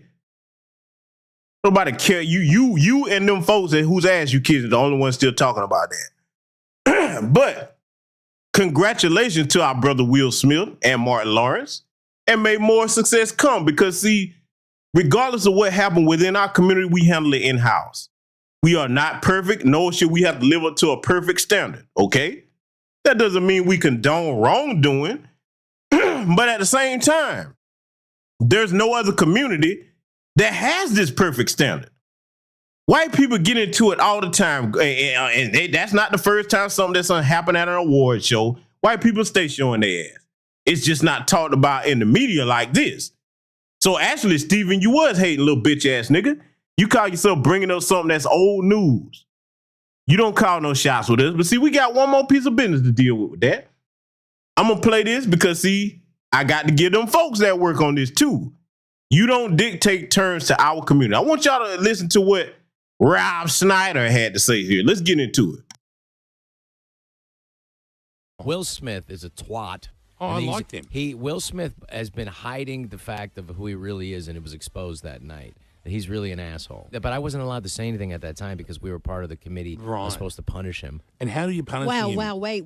Just back up a second. Hang on. I want to know Will what the punishment Smith is like, for me. Ladies and gentlemen, this is Rob Schneider, and I want you to hear what a jealous little porcelain-complected frozen chicken skin alabaster man sounds like. This is jealousy because you don't have Will Smith's success. This is jealousy because you know that white women want to bang Will Smith, and rumor has it he done knocked a couple of them down. Margot Robbie, anybody? Yeah, you don't like that, do you? Yeah, y'all know where I stand on that stuff, but hey, man, look, you know what I'm saying? Will Smith, whether you like him or not, he's considered a handsome man by women of all different races. He'll probably knock down a couple of them white women you're mad. He probably got a couple of them that you had. I'm going to tell you where he's coming from. Because, see, I recognize bitch when I see it. Bitchcraft, rather. I recognize bitchcraft in a man when I see it. What this is, I guarantee you, Rob Schneider, you probably was in the company of some woman and they were probably talking about Hollywood. And she probably started going on about how much she loved Will Smith. And your little alabaster, lice-loaded ass probably lost your mind. Oh, my God. Hey, bitch, I'm Rob Schneider. I'm right here. I'm Rob Schneider. What do you mean, Will Smith? I'm Rob Schneider. Hey, come on now. You can't do this to me. Oh, God, I'm going to cry in the car. Man, shut up. Fuck you. Jealous motherfucker, man. Let's let this continue. When I met him, right, I always say... Like the nicest, most wonderful. He's a liar. Complete, utter fraud. Will is a douchebag, and that's something that you can't... The thing is, that's how politically correct the Academy is. Right. That they were so cowardly. Because if I would have done that, they would have been hauled out to prison. But because they were so worried about being, racist. Violence is what it is. And what the color of your skin or your religion doesn't matter. Sure. If you commit a crime in front of other people, you get hauled out of there. Yeah, but didn't you also sort of think, he's standing up for his missus? Where was Rob Schneider making these comments when Dana White slapped his wife in public in that casino? That's what I want to know. You didn't like that? It doesn't matter. You can't hit another dude. Yeah, so there you have it. Let me say something to all these motherfuckers that I had to straighten here tonight. You don't have any hold or sway or respect in Black America, and you never will, to be trying to check us or critique us on anything. If you're not tethers that don't have our respect, you're definitely over there in the porcelain man community who have to fabricate heroes This is why they complain about Star Wars, Game of Thrones, anything. Anytime there's some melanin coming in there, video games, you don't have real heroes. You had to steal everything. You had to cheat people out of everything. You don't build shit without black people. You're not going to tell us about who we should respect and who need to apologize. Get your weight up before you criticize Foundation of Black American Freedmen. So, ladies and gentlemen, thank you to everybody that contributed to this broadcast tonight. Sometimes you got to get the straightening done like it need to be without a filter to it. So, with that said, I wish everybody well that's going to be at the rally in D.C. tomorrow. I hope you understand that that's going to be a historic occasion for our people. And if you're not of non-FBA lineage, come on out and support. We love our riders that are non-FBA because, see, we build off of each other. When we come together in good faith with the primary objective of the empowerment and protection of our people, that's when we get shit done. These other groups and these tether class cowards, they can't say that. So with that being said, salute to everybody. Thank you for joining us over here tonight. Black first, take care of yourselves, and I will see you all in future content.